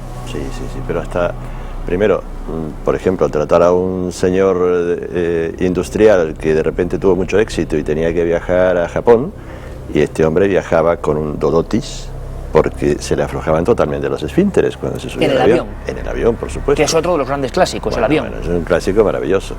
Y lo curioso es hasta qué nivel nuestra imaginación nos está condicionando. Entonces, este hombre, todo el trabajo que estábamos haciendo le estaba ayudando, pero seguía todavía con este miedo. Y lo más divertido, prometo que es absolutamente verídico, es que le hice imaginar que el avión tenía unas patas muy largas, como aquello de las películas de estas de la Guerra de las Galaxias, esas cosas, y desde ese momento este hombre se quedó tranquilo. Y con todo el resto del trabajo, por favor, esto fue como la guinda del postre, sí, claro, después de haber todo trabajado. Un proceso. Pero lo último que le faltaba era sentir que el avión tenía conexión a la Tierra. Claro, porque le quitaste el miedo que tiene el ser humano a estar pendido a una gran altura, que es la muerte, claro. Y que es antinatural. Es antinatural. Le quitaste ese miedo al darle patas al avión. Claro. Pero Gustavo, claro, tú se lo dices a una persona y dice, pero tú estás loco. Pero sin embargo pasó. Y eso es hasta lo más pequeñito, después, qué sé yo, esta fobia a los insectos, que una persona no puede salir al campo en ningún momento porque le tiene tanto pánico a que algo le pegue en la cara. Y de repente el origen de esto, que lo encontramos afortunadamente, pues nosotros siempre tratamos en la PNL de encontrar el origen de un miedo, una fobia, ¿no? Esta era una chica que parece ser que cuando tendría 4 o 5 años, cuando llegó la primavera, fueron a la casa de los abuelos que vivían en el pueblo, con esas cocinas antiguas de leña, ¿no? Y entonces cuando la madre levantó la tapa de ahí, le saltaron bichos, se le pegaron en la cara, y a partir de ese momento, instalado para siempre. Nosotros lo tratamos con 22 años y jamás se había ido a sentar ni siquiera a un parque ni a un banco, nada. Han visto que se ha incorporado nuestro compañero Gerardo Peláez. Gerardo, buenas noches. Hola Iker, buenas noches. Bueno, tú has estado documentándote, y esto nos parece apasionante, de algunos casos concretos, de personajes que todos conocemos y que su vida, muchas de ellas de éxito importante, tú lo decías, Gustavo, no tiene nada que ver. Personas que creemos que son muy seguras, que han conseguido un reconocimiento social. Para nada, no tienen por qué estar libres de las fobias. Hay algunos casos increíbles. Nada de nada. Por ejemplo, en el caso de grandes cerebros, de la literatura, de la pintura, encontramos casos asombrosos. Por ejemplo, Edvard Munch, ese famoso pintor, tenemos su cuadro... El Grito. Efectivamente, en alguno de los estantes de Cuarto Milenio. Este hombre vivió una infancia traumática, marcada por la ansiedad. Tenía un miedo atroz a las mujeres. Y eso que sentía atracción por ellas, pero sentía como un miedo a la hora de dirigirse hacia ellas, y de hecho los cuadros la representaba, pues se iba a los dos extremos, o como a vampiras, como diablos, o como ángeles. No tenía término medio para dar a conocer a su público la figura de la mujer. Munch, por ejemplo, perdona Iker, para acabar, hace una parte del Grito, tiene un cuadro que es muy representativo de todo ese periodo de sufrimiento que pasa, que se llama Ansiedad. En ese cuadro aparecen varios personajes yo creo que con un rostro muy significativo de lo que padecen las personas que tienen la patología fóbica, es decir, que en su cerebro tienen un miedo irracional a algo. Ese cuadro, ansiedad, desde luego, es lo más significativo de la obra de Munch. Lo estamos viendo, doctor, porque la fobia es una enfermedad realmente o no. Sí, vamos a ver, la fobia de verdad, no el miedo o el respeto, el tal, la fobia sí, es increíble, porque esas caras son caras enfermizas, como es lógico. Munch era un enfermo en general. El trastorno fóbico es un trastorno... Y un genio, ¿eh? Sí, no, era un genio, pero claro, y Goya era un genio, pero era un alcohólico, y Dalí era un genio, pero tenía un trastorno de la personalidad y tomaba mescalina. Es decir, que aquí hay genios que además hacen otras cosas y tienen otros... Estos son caras de enfermos, es decir, la fobia en realidad grave es un trastorno y está etiquetado por la Organización Mundial de la Salud y tiene un tratamiento psicológico y un tratamiento médico, etcétera. Por tanto, si yo tengo un poco de miedo a los ratones, eso no es una fobia, eso es respeto. La fobia es pánico a esa cosa concreta. Algunos ejemplos, como el gran poeta Juan Ramón Jiménez, nos dejan... Es el más increíble de todos. Cuenta Ramón Gómez de la Serna, que fue amigo suyo por momentos, porque pasaron otras épocas bastante distanciados, que tenía diferentes fobias, rarezas, manías, que desde luego son increíbles. Por ejemplo, una de ellas era siempre vivir cerca de algún centro hospitalario, algún hospital, de cara, porque tenía tanto miedo a poder enfermar, a poder morir, que él era superior y que tenía que tener la sensación de que le iban a auxiliar cerca de su casa. Llegó a tener la necesidad de tener un médico en la misma casa. Y de hecho Zenobia Camprubí, que fue, como sabéis, su mujer, llevaba a cuestas una cruz buena, porque tenía que tener un médico durante meses viviendo en el mismo edificio donde él estaba. Es enfermizo. Luego otro dato muy curioso es que las puertas, clavaba las jambas de las puertas para evitar, según él, que pasase la muerte a buscarle. Es decir, que tenía tal miedo a poder morir, a fallecer, nadie sabe lo que el genio, un premio Nobel de literatura español, lo que se le podía pasar por la cabeza para tener esas obsesiones. Lo que sí es cierto es que muchos de estos genios basaban parte de su obra en estos mundos extraños, efectivamente, ¿no? Porque Gustavo, hay una cosa muy interesante, a mayor sensibilidad, mayor capacidad, como si uno nunca dejase de ser niño, de ser impregnado por las fobias. Yo creo que a mayor sensibilidad, mayor posibilidad es de sufrir algún trastorno de la personalidad de este tipo. Ahora vamos a escuchar a Gerardo contar algunos personajes populares también que tienen fobias. No sé hasta qué punto llega la fobia y la manía, ¿no? Porque a veces nos parecen manías tener todo absolutamente ordenado. El famoso caso de David Beckham, que salió en todos los medios de comunicación, de que el hombre, si no me equivoco, si no tenía los zapatos de tal forma, los jerseys de otra, por colores, no sé qué, se volvía loco. Es que no conviene que mezclemos cosas, porque una cosa es la distinto, fobia, ¿no? Claro, una cosa es la fobia, otra cosa es la hipocondria. Juan Ramón Jiménez era un hipocondríaco, creía que se iba a morir todos los días, varias veces al día. Luego está la obsesión, que es un poco lo de Beckham, tener todos los calcetines de color verde, las camisas de color morado. Es decir, que no es lo mismo fobia que obsesión, que tal, aunque hay veces que se juntan cosas, y un señor puede tener un trastorno obsesivo y además tener hipocondria, pero vamos, que son cosas distintas. De hecho, perdona José, pero Juan Ramón Jiménez, por ejemplo, aparte de este miedo a la muerte, tenía agorafobia, y cuando daba algún tipo de conferencia siempre se situaba muy cerca de la puerta, por si en un momento determinado le daba algún ataque, salir, o sea, todo un premio Nobel de literatura situado cerca de la puerta, delante de unos conferenciantes, para intentar huir en caso de que el mal, desde luego, fuera a mayores. Gerardo, eso se ve en los cines, en las taquillas de los cines, cuando la gente compra la entrada. Si estuvieras ahí como psicólogo o psiquiatra, estarías viendo quién pide pasillo, quién pide centro, quién pide pasillo, quién pide centro. Oye, hablando de esto, yo siempre me tengo que situar en una esquina. A ver si ahora tengo otra fobia. ¿Pero cerca de una puerta o no? Pues no lo sé, la verdad es que siempre resguardo en la esquina, eso es igual, no sé. Son muchas fobias ya, voy a visitar a Gustavo. Perdonar, la más rara de todas, yo creo con diferencia a las que tenía Juan Ramón Jiménez, que es que no podía escribir la letra G, tenía fobia a la letra G. De hecho, en muchos escritos suyos cambiaba la G por J. Así recoge Ramón Gómez de la Serna. Yo no sé cómo escribiría Gómez, el Gómez de Ramón Gómez, y cómo escribiría Gerardo. Pero esto ya es Gerardo, Gustavo, ambos con G. Esto ya es excentricidad o manía, o realmente uno se mete... Claro, las fobias se le extienden a uno, Gustavo. Tú me contabas esto fuera de cámara y es interesante. Crecen como una enfermedad, entre comillas, una plaga dentro de uno, ¿no? Yo creo que hay que... Una buena salud mental implicaría que uno, pues de alguna forma, mire sus miedos y trate de trabajar con ellos un poco. Porque la dificultad puede ser que un miedo muy fuerte comience a extenderse a otras áreas de la vida. La viuda del famoso industrial Winchester, autor de aquellas armas, ella pensaba que los espíritus de todos los que habían caído con el objeto que era origen de su fortuna y que le había dado una gran mansión inmensa, iban a aparecerse. Y entonces empezó a construir pozos, escaleras, cuartos y subcuartos, y al final en una mansión tremenda, increíble, acababa viviendo casi emparedada por su propio miedo. ¿Se puede llegar a morir de miedo o provocar una situación límite peligrosísima para el individuo por una fobia? ¿Algo completamente irracional? O sea, el miedo puede matar. Lo que ocurre es que ese miedo que mata se da en culturas muy concretas, la muerte vudú, el mal de ojo en una persona creyente de que te puedes morir. O sea, ese miedo puede matar, puede inmovilizar. Y de hecho, eso que cuentas de la mansión de la esposa de Winchester nos ocurre muchas veces en nuestra propia casa. Nuestra casa, X metros cuadrados, al final donde mejor estás es en un cuarto pequeñito donde tienes tu brasero y tienes tu televisión. ¿Por qué? Pues probablemente yo siempre voy a los millones de años que tenemos a nuestras espaldas porque es tu guarida, es donde estás más a gusto, más protegido, es tu útero, dirían los psicoanalistas, no los freudianos. Vamos con los personajes. De hecho, relacionado con esto que decía ahora José, está Isaac Asimov, ese gran escritor de ciencia ficción que tenía multitud de fobias. Tenía miedo a volar, tenía miedo a las agujas, tenía miedo a la sangre, pero luego tenía algo muy curioso. Para escribir, para motivarse, tenía que estar en espacios muy cerrados. Es donde se sentía cómodo, que va en relación con lo que tú comentabas. Miedo a la sangre, otro gran clásico, ¿no, Gustavo? Miedo a la sangre, a las agujas, gente que se... Bueno, no es muy agradable, imagino, pero una cosa cuando haces un análisis y la gente que se cae redonda. Total.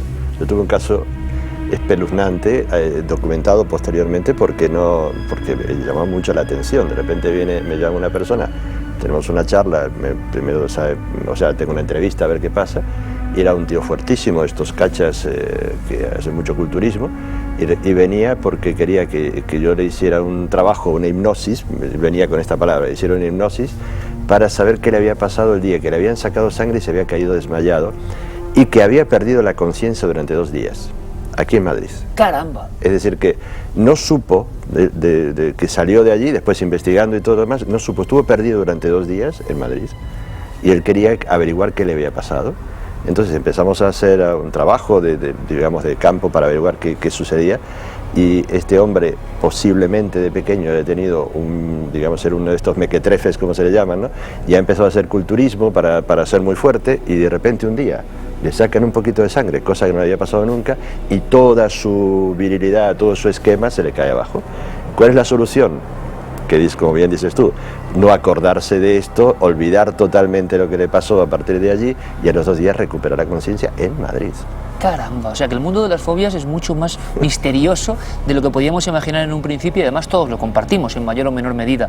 Ejemplos, decíamos, Gerardo, curiosísimos. Hagamos una batería de personajes muy populares de la actualidad. El caso de Kim Basinger, por ejemplo, que tiene agorafobia. Michael Jackson, siempre vemos con la mascarilla. Eso es verdad, ¿qué fobia es esa? Tiene un pánico atroz a los microbios, a los microorganismos. Se llama misofobia. Luego está, por ejemplo, Woody Allen, que ya copa todas las fobias posibles e incluso las plasma en muchas de sus películas. Tipo Juan Ramón Jiménez, ¿no? Sí, ese es Juan Ramón Jiménez, digamos, de Hollywood. Tiene claustrofobia, trastornos de ansiedad, pánico a los insectos, a la luz del sol, a los colores chillones, a los niños, a los ciervos. A los ciervos tiene multitud de fobias, y lógicamente es otro genio que luego en sus películas esas inseguridades, esos miedos también se transmiten y son parte también de su éxito. Luego está una curiosísima que es la de Johnny Depp, famoso por Piratas del Caribe, Eduardo Manos Tijeras, siempre maquillado, siempre tiene fobia a los payasos, que es algo curiosísimo y desde luego que llama muchísimo atención. Tenemos un ejemplo, Gerardo, imagino, no sé qué pensáis vosotros, de la típica visión. Claro, algunos payasos encuéntreselos usted de noche, porque claro, con esas máscaras, alguna visión quizá de la infancia que se quede imbricada ahí dentro y no sale, ¿no? Y un personaje de la fama de Johnny Depp. ¿Te has encontrado algún caso parecido de algunos iconos que pretendan dar, digamos... De payasos no, pero digamos, figuras de la televisión sí. Es decir, niños que se aterran con determinados aspectos que tampoco tienen necesariamente que ser de miedo.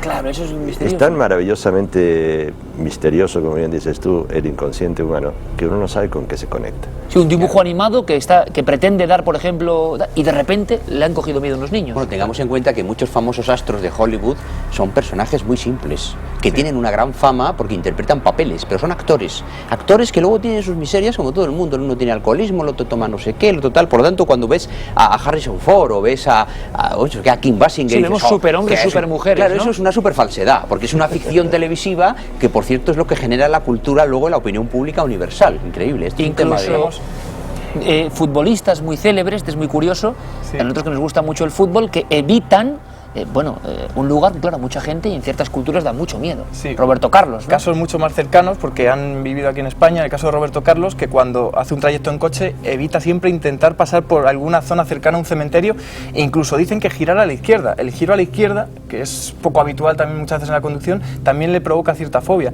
Son casos curiosísimos. Lo de Beckham, que habías comentado, que él mismo dijo que tenía un desorden obsesivo compulsivo, porque tiene solo una nevera para las bebidas, y en esa nevera tiene que estar las latas alineadas perfectamente y número par. O sea, los calcetines en los cajones tienen que estar alineados y número par. Desde luego, si ve la casa de más de uno, pues yo creo que se tiraría los pelos o se curaría. A mi casa no puede venir. Gerardo, una cosa muy interesante, porque incluso hay que decirlo, tú y yo hemos conocido a algunos presentadores y presentadoras importantísimos que les menciones una palabra, serpiente por ejemplo, o cementerio, y el terror es tal que no pueden hacer su programa. O sea que las fobias nos afectan, están ahí y están haciendo su función. Así que, para darle un poco de solución a todo esto, a los dos, ¿qué se puede hacer? ¿Qué haríais vosotros o qué se está haciendo? Pues nosotros partimos de algo muy sencillo. ¿Qué quiere esa persona? Fíjate qué pregunta tonta, pero ¿qué quieres tú hacer con esto? Porque te quieres curar, te quieres aliviar. ¿Cuál es tu...? Primero, por algo fundamental. La PNL trabaja con el lenguaje del cerebro. Si una persona no traza el objetivo en positivo, quiero sanarme de esto, quiero poder caminar por cualquier aspecto, cualquier rincón de esta casa sin tener miedo, por ejemplo, o con seguridad, en el momento en que esa persona comienza a tener una representación positiva de lo que quiere, ahí podemos empezar a trabajar. Nosotros, nuestra forma de trabajo es tratar de encontrar el origen y también las herramientas que hay a continuación para desmontar esos miedos. La verdad que tienen, hace ya 30 años que empezó la PNL en el mundo, hay muchísimos casos demostrados de cómo podemos ayudar a desmontar esa cadena interior de miedos para que la persona logre el objetivo que se ha propuesto. Pues dos claves muy interesantes, ¿verdad, doctor? Identificar el problema, el origen, y segundo, saber uno qué quiere, que a veces no sabemos qué queremos. Está claro, lo primero es identificar, saber que lo tienes, acudir a un profesional cualificado, no a un curandero que te eche polvitos mágicos. Importante, porque ese es un problema médico-psicológico, o sea, no es un problema baladí, y después poner un tratamiento que puede ser programación neurolingüística, puede ser un cognitivismo, puede ser medicación. La medicación en estos casos puede venir muy bien porque quitas ansiedad. En definitiva, el que nos esté viendo, que tenga algo parecido a esto, lo que tiene que hacer es acudir a un profesional, que el primero es el médico de cabecera, que es el que luego le orienta al profesional adecuado. Y sobre todo, quizá, doctor, acabar diciendo que ninguna de estas fobias, para quien realmente no nos ve, que hay mucha gente seguro y sufre de verdad, es tan importante, que ellos lo ven muy importante, pero que no les va a pasar nada por ir en un ascensor, por ir a un lugar con mucha gente o por volar en avión, que no va a pasar nada. Es decir, que esto es la imaginación, es una imaginación patológica que te impide vivir con normalidad. Acude a un profesional, que el profesional te va a sacar de eso. Perfecto, doctor. Gerardo, pero rapidísimo, como si fuera una batería, para que la gente se dé cuenta de las fobias que han sido catalogadas con las extrañezas que existen por ahí, diagnosticadas. Por ejemplo, tenemos aquí varios casos: agirofobia, miedo a cruzar la calle; aigmofobia, miedo a los objetos puntiagudos; tenemos otro curiosísimo que es bromidofobia, miedo a oler mal, a desprender mal olor corporal; luego está diquefobia, miedo a la justicia, ¿sabes? Hay casos, desde luego... miedo a la piel, miedo a la lluvia, miedo a la mujer, como hemos dicho, miedo a las mujeres hermosas, miedo al número 13, miedo al shock, miedo a viajar, miedo al agua, miedo al polvo, miedo a la fatiga, miedo al trabajo. Miedo y luego hay uno que es todo. Miedo a todo, efectivamente, que es el llama? más, se llama panfobia, que como alguien en su casa tenga panfobia, definitivamente que se ponga rápidamente por cierto, con Gustavo, con el doctor Cabrera. Dar también las gracias para la elaboración del reportaje a las asociaciones ATAD de Barcelona y AMADAC de Madrid, y a los psicólogos clínicos Neus Córdoba y Rubén Casado, que han ayudado y han colaborado y desde luego llevan una labor impecable tanto en Barcelona como en Madrid. Pues queda dicho, Gerardo. Doctor José Cabrera, como siempre, muchísimas gracias, y Gustavo Bertolotto, de verdad, muchísimas gracias, y que no sea la última vez que vengas, que hemos disfrutado mucho. Muy bien, Iker, encantado. Yo también he disfrutado. Pues bueno, ahí están, que cada uno vaya pensando y que sobre todo se dé cuenta de que, sin ánimo de ser frívolos ni mucho menos, le hemos dado una sensación de que esto es grave para algunos, pero que siempre hay solución. Pero primero identificar, y lo hemos hecho, hemos identificado muchas fobias globales y algunas desconocidas. Ahora recuerden estas imágenes, a ver si siguen dándoles ese miedo, a ver si siguen sintiendo lo mismo.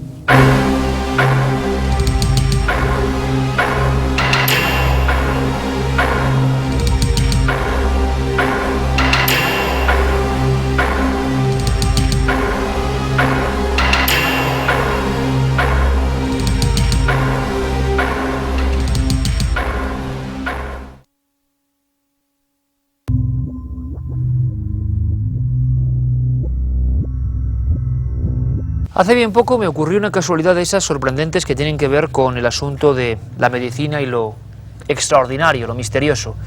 Me impresionó. Estábamos en el estudio de radio de nuestro programa hermano de la cadena SER y había un joven investigador, un reportero, un periodista de la provincia de Ciudad Real, hablándonos de los sucesos ocurridos en un hospital abandonado. De todo tipo, y ustedes los conocen bien. Yo tenía preparado otro médico que tenía que hablar de otro tema completamente distinto. Se sentaron a ambos lados, cada uno en su micrófono. Y aquel médico, ya más veterano, con un amplio registro y trayectoria en el ámbito de lo rural y ahora en un célebre hospital, se quedaba perplejo y los ojos como platos. Me lo confesaron después. Estaban hablando del mismo hospital. Él había estado haciendo el MIR en ese hospital de los fenómenos extraños y los conocía perfectamente. Ambos, investigador y médico, se quedaron absolutamente sorprendidos. Y es que es habitual que en estos recintos ocurran cosas. Esa misma noche me contaron una historia que ha sido repetida en muchas ocasiones, la del niño que desgraciadamente está ingresado y de pronto recibe una especie de mensaje, tiene la conciencia de que va a morir. Imagínense a un niño de 7 años en su cama, delante de sus padres y del equipo médico, diciendo casi con una sonrisa que iba a morir al día siguiente o esa misma noche. Nadie lo entendía, no estaba tan grave. ¿Por qué?, le preguntaron. El niño respondió que un niño como él, quizá un ángel, se lo había dicho a los pies de la cama en mitad de la madrugada. Bueno, casos de este tipo, muchos más de los que ustedes creen, pero pocas veces los médicos rompen el silencio. Por eso hay que aplaudir la actitud del doctor Bobrow, un hombre de prestigio internacional, profesor en Estados Unidos, médico, y que ha compilado en un trabajo, yo creo que absolutamente de vanguardia, casos que la medicina no puede explicar. Algunos de esos casos fueron la motivación de esta investigación. Aquella voz le había conducido hasta allí. La señora Williams, una madre de familia, llevaba meses escuchándola en su cabeza. Aún recuerda la primera vez. Queremos ayudarte. Lo escuchó perfectamente, tanto que le asustó. ¿Qué era aquello que solo ella oía?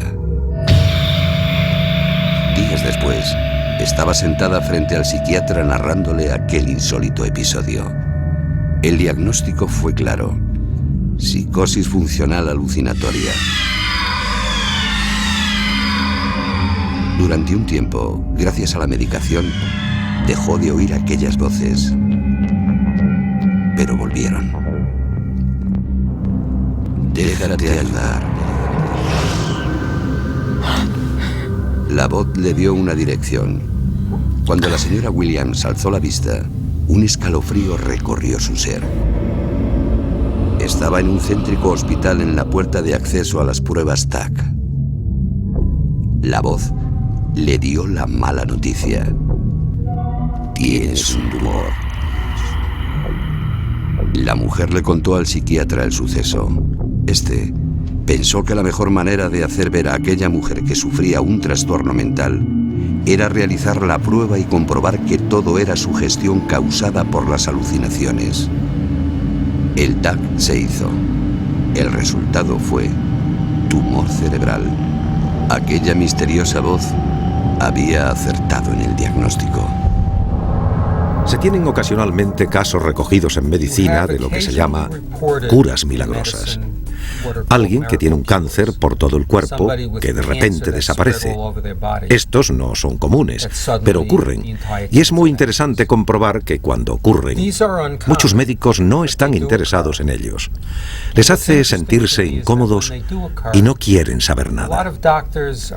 Sé de un caso de un médico que tenía un paciente niño con leucemia, que espontáneamente se sintió mejor.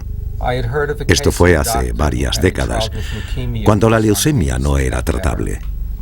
El médico rehusó hablar para la revista médica por miedo a la vergüenza y al ridículo. Él simplemente pensó que esto era algo que nadie quería escuchar. No creo que esta sea la manera en que la ciencia avance. Creo que la ciencia avanza con gente que está dispuesta a enfrentarse a las cosas que no tienen sentido.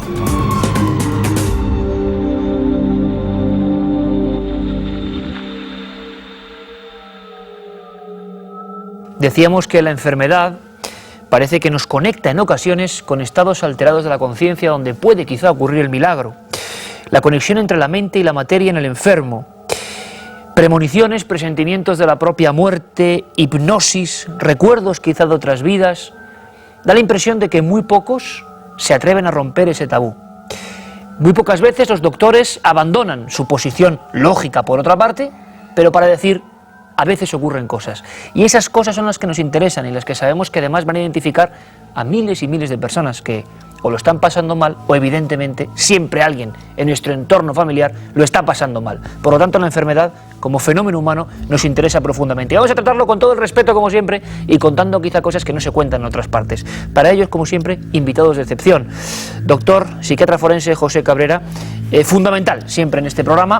Buenas noches. Hola, buenas noches, Siker. Por lo menos, yo no sé, doctor, a mí me sorprende que un médico de prestigio, de reconocimiento de la Universidad de New York, doctor y además incluso profesor universitario, se atreva a esto después de tantos años. ¿Qué significa esto? ¿En España sería posible? Sería difícil, porque los médicos en España, digamos que somos muy poco dados a hablar de cosas un poco en el ámbito entre lo científico y lo no científico. Pero ¿por qué? Pues porque tenemos vergüenza, tenemos miedo al ridículo, tenemos miedo a que nuestros compañeros, de hecho incluso los médicos, ya que estamos aquí, no son fáciles para ir a las televisiones o para hablar en las radios. Tenemos miedo a hablar de estos temas, porque parece que te desprestigia hablar de estos temas delante del gran público. Y este hombre se ha animado, pero antes que este hombre se animó mucha gente. Alexis Carrel, todos conocemos quién es, Premio Nobel de Medicina, explicó milagros en Lourdes y era Premio Nobel de Medicina, o sea, sabía un poquito de medicina. Entonces es ese miedo. Y consideraba, doctor, la posibilidad de la curación milagrosa. Pero sin duda, Alexis Carrel tiene un libro, por ejemplo, que se titula La oración, que es un libro magnífico, porque él era agnóstico y se convirtió al catolicismo posteriormente, y ahí demuestra cómo las heridas cicatrizan más deprisa si tienes fe, cómo las fracturas de un hueso se consolidan antes si crees en Dios, por ejemplo. Y eso es una cosa real. O sea, por eso, y hablaremos de eso en este programa, entre la mente y el cuerpo, la mente manda mucho más que las simples células de nuestros brazos. Qué interesante va a ser escucharos y qué interesante sobre todo, doctor, para muchísima gente que habitualmente no recibe este mensaje. Luego, como siempre, que haga lo que quiera, pero que no recibe este mensaje, que también va a compartir con nosotros otro de nuestros compañeros de Nada del Misterio, el doctor, el médico Ignacio Martínez Pantoja. Buenas noches, amigo. ¿Qué hay? Buenas noches, sí. ¿A ti qué te parece que de repente en Nueva York, en la universidad, surja esto y curiosamente ha provocado adhesiones? Pero ya te imaginas lo que te voy a contar. Sí, también ataques virulentos de sus propios colegas. Sí, por supuesto, porque ataca un poco al establishment médico. Les decía Pepe, aquí en España, este tipo de reacción sería pensable, pero en muy pocos médicos. ¿Por qué? Porque automáticamente se les echarían encima todos los compañeros.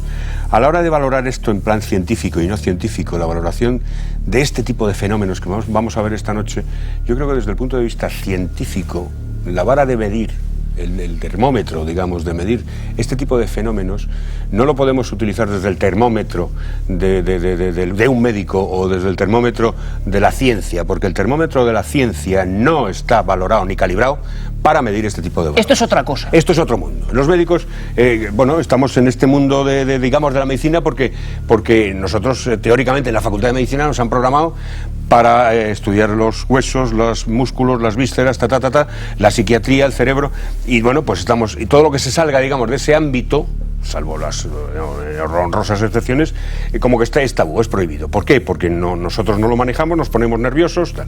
Entonces, salvo que hay médicos que nos hemos dedicado a lo mejor a ver otro tipo de historias, otro tipo de medicinas, otro tipo de mundos, o que en las consultas nos llegan, porque a las consultas nos llegan cosas que se nos escapan del libro, que no están en ningún sitio. No sé, hay los estados alterados de conciencia, las otras vidas, todo eso existe. Quiero decir, yo he tenido pacientes, por gracia o por desgracia, que han estado muy cerca de todo esto. Gente, que tiene comunicaciones o que escucha y no están ni locos, ni nada de nada. O sea, son gente absolutamente normal, que vive una profesión absolutamente normal, una vida familiar normal, una relación con los hijos normal, que no tienen ningún tipo de problema en su vida social y profesional, y sin embargo te dicen, pero claro, como ellos son los primeros que sufren eso, tienen miedo además, porque además son gente culta, preparada. Y tienen miedo a saltar eso, a que les tachen de locos, a que les digan vaya usted al psiquiatra o vaya usted a tal o cual. Sí, pero sobre todo lo que nos ata, Iker, es que a los médicos nos ata es que si no está en este libro el diagnóstico, este señor no está enfermo. Ah, no, claro. O no, si no aparece en la fotografía, si no aparece en la resonancia magnética, está usted neuroasténica, señora. No sabéis lo importante, yo creo, porque hay una cosa que es evidente, que vuestra profesión es evidentemente una de las más valoradas y tiene que serlo así, porque sanáis a personas constantemente. Lo intentamos. Pero...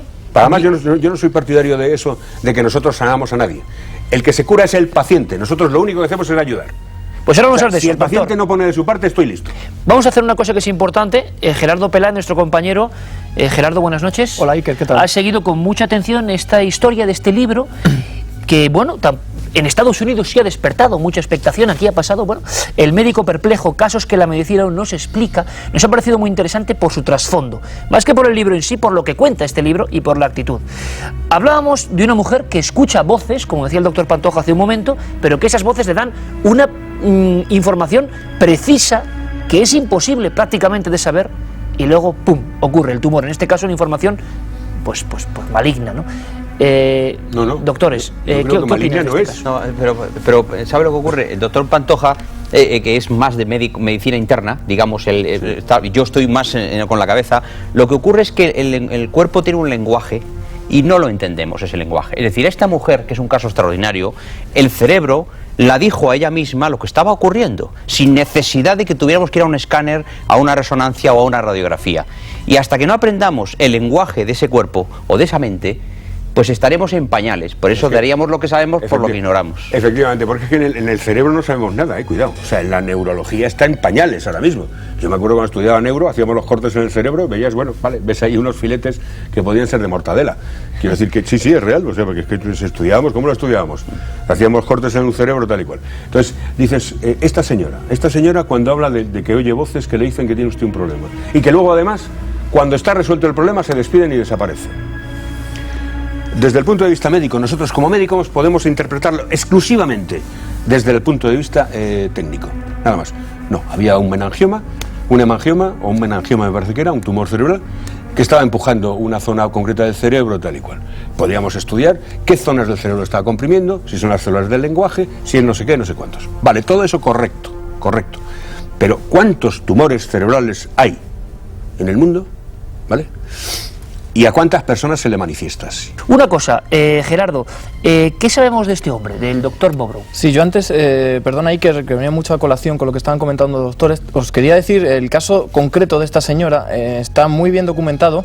Un psiquiatra con cierto prestigio en el Reino Unido pues la trató y en un informe que publica en el British Journal Medical aparece que esta señora no escuchaba voces ni de difuntos, ni de gente que había desaparecido, ni de gente cercana, sino las voces, según dice ella, y según publica este psiquiatra, de las personas que trabajaban en esa unidad del TAC, en el hospital. Caramba, es como si la hubieran conocido antes, yendo a alguna revisión, a alguna consulta previa, y como, no sé, involuntariamente ellos pues hubieran intentado transmitir, se hubieran olido algo mal, ¿no?, en esa señora. Eso es fundamental, lo que está diciendo Gerardo. Eso es fundamental, porque cuando alguien oye algo que no corresponde con una voz real, es una alucinación.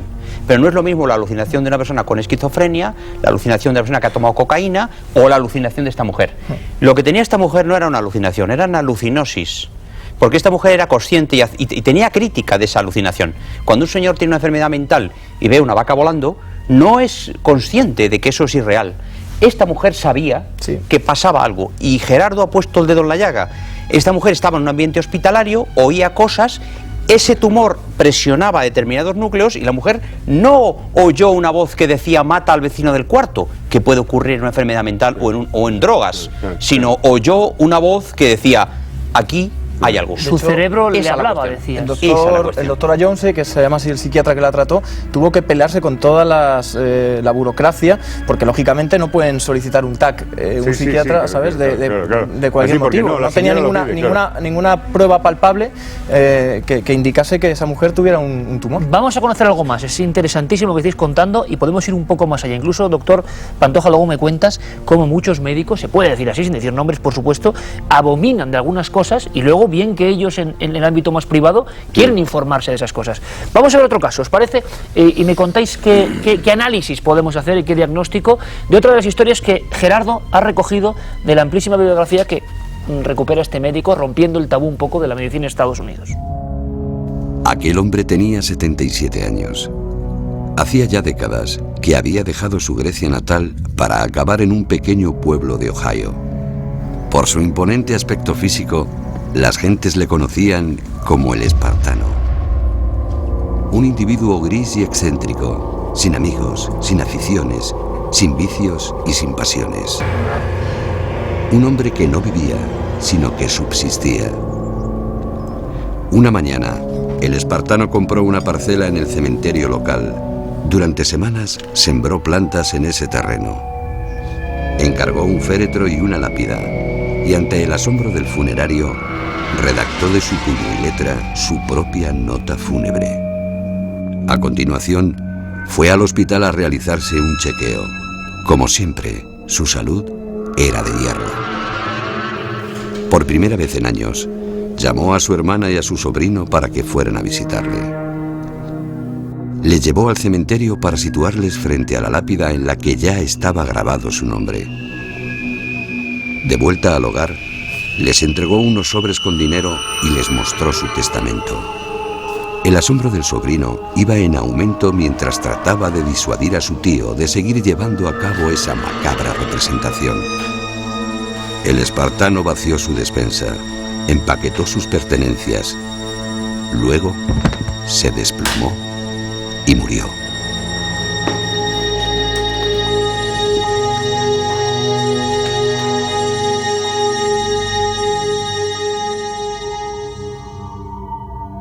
Bueno, este caso es impresionante, la sensación, muchas veces he escuchado, de predecir la propia muerte, corazonada, premonición, conciencia de una realidad que nos va a alcanzar. Desconexión. ¿Casos así son posibles, doctor?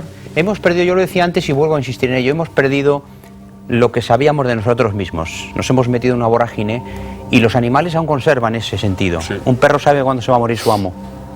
Sabe perfectamente cuándo se va a morir su amo. Y los aullidos esos... Es decir, claro, el animal no ha perdido esa conexión. Y con un ser que es de diferente especie, que es el ser humano, no de sí mismo. Entonces, al perder eso, este hombre no lo había perdido. Este hombre era consciente en todo momento de que... Hablamos de un sexto sentido, doctor. Sí, sí, efectivamente, pero es un sexto sentido que está dentro de ti. Yo creo que la muerte forma parte de la vida, quiero decir, o sea, lo uno sin el otro no existiría. Somos... nacer es una enfermedad de muerte. Esto está, y cuanto antes lo aprendamos, mejor. Antiguamente, o bueno, no sé, recientemente tú vas a un pueblo pequeño de los de toda la vida, de la Castilla, de la vieja Castilla, o de tal, y por todas las mañanas o todos los días, de alguna manera, alguna vez al día se pasaba por el cementerio. ¿Es así o no? O sea, digamos que ya los niños jugaban al lado del cementerio, es decir, me formaba parte de la vida el hecho de saber que el tío tal se fue muerto y había que irlo. Que no ocurre hoy, que nadie sabe lo que es la muerte. No, es más, se tapa. Es una cosa, es un tabú, es una cosa que se tapa, es una cosa que... No, cuando es tiempo de muerte, es tiempo de muerte. Y cuando, por ejemplo, los médicos, además, hablando de los médicos es una cosa curiosísima. Bueno, curiosísima, yo creo que es desgraciada. Vamos a ver, el médico en cuanto deja de ponerse la medallita, desaparece. Entonces, el paciente va a morirse en una cama en el hospital o tal, y da lo mismo. Desaparece de ahí todo Cristo. ¿Vale? O sea, en ese momento ya el paciente queda al albur de una enfermera o de, si tiene suerte y tal, pero no, y el médico que aparece normalmente es el novato que está haciendo la residencia y que el pobrecito es la primera vez que se encuentra con esa historia, con lo cual estamos más perdidos todavía. Entonces, en ese momento lo de la muerte no es ni más ni menos que un tránsito. Yo a la muerte no le tengo miedo y te voy a decir por qué. Yo estaba en el tubo, eso que dicen de lo del tubo ese, tal, yo estaba, o sea, quiero decir, sabiendo positivamente que me iba y estaba clarísimo. Y no tengo miedo y además no hay que tenerle miedo, quiero decir, el problema de la muerte es el tránsito. El problema de la muerte es cómo te mueres. El problema de la muerte es si te mueres con un cáncer de huesos, con dolores, o el problema de la muerte es si tienes la desgracia de caer con un zoquete de bata blanca que no tiene ni idea y que te niega un paliativo. No sé si me explico, o no sabe darlos.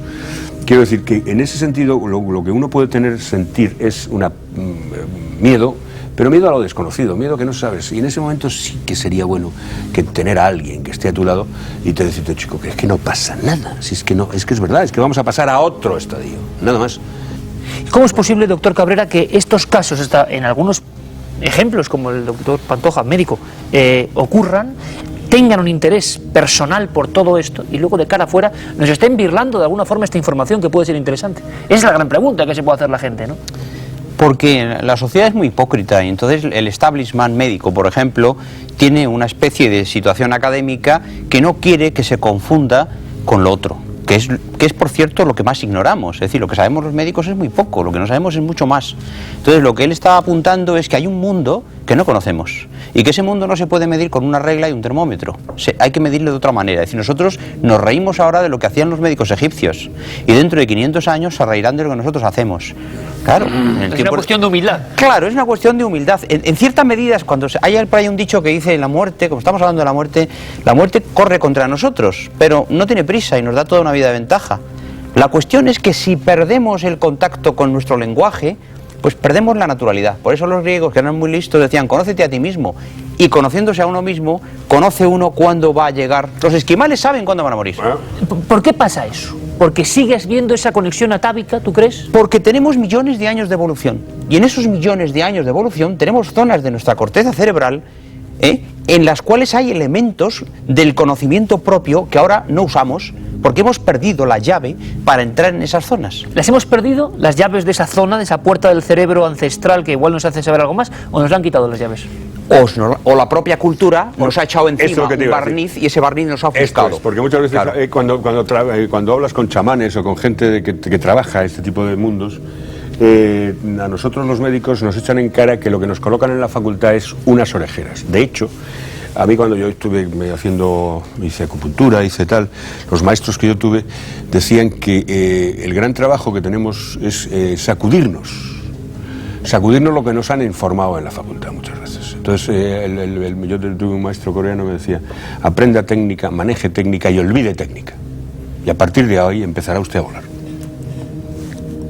Aprenda técnica. Habrá que decir también, doctor, mucha gente... técnica, maneja técnica y olvide la técnica. Y a partir de ahí empiece usted a volar. Y que como en todas, que nadie piense que nosotros estamos atacando ahora la medicina, que evidentemente estamos hablando con médicos y acudimos a la medicina para nada. Pero que sí es cierto que estamos, y que evidentemente, doctor, un montón de chamanes y un montón de acupuntores, algunos, y tú lo sabes bien, alguna gente que no tiene ninguna facultad, nunca mejor dicho, muchas veces para hacer lo que hace. Hay muchos que hablábamos antes, Pepe y yo, que hay muchos acupuntores de medicina alternativa que tratan de hacerse médicos, pero por la gatera. Claro, como todo. Esos hay que echarlos o sea, a todos. Que sinvergüenzas hay en todas partes, claro. Pero lo que estamos hablando es de una materia, que es que no nos han contado bien algunas cosas y que esas cosas ocurren. Y estamos viendo a médicos que saben que ocurren. Ahora, ¿qué son? Hay una cosa ahí que quería comentar porque tienen mucha razón los doctores y están un poco como gesta Bob Rowe este libro. Él comienza a recopilar una serie de artículos, ya no solo paranormales, de casos curiosos, sino incluso simplemente que le llamaban la atención. Por ejemplo, gente que donaba sangre con frecuencia y que a lo mejor podían prevenir de algún modo los ataques cardíacos, cosas que salían en los medios y que de algún modo le llamaban la atención. Casi todos que se salvaban por esa donación que hacían sin ser conscientes de que... Casi todos, sobre todo, de forma en la vertiente paranormal, pero no le daba mucha importancia. Sin embargo, ya en sus años en la universidad le propusieron hacer una conferencia y él a los decanos, a los rectores, les planteó el tema de la medicina paranormal.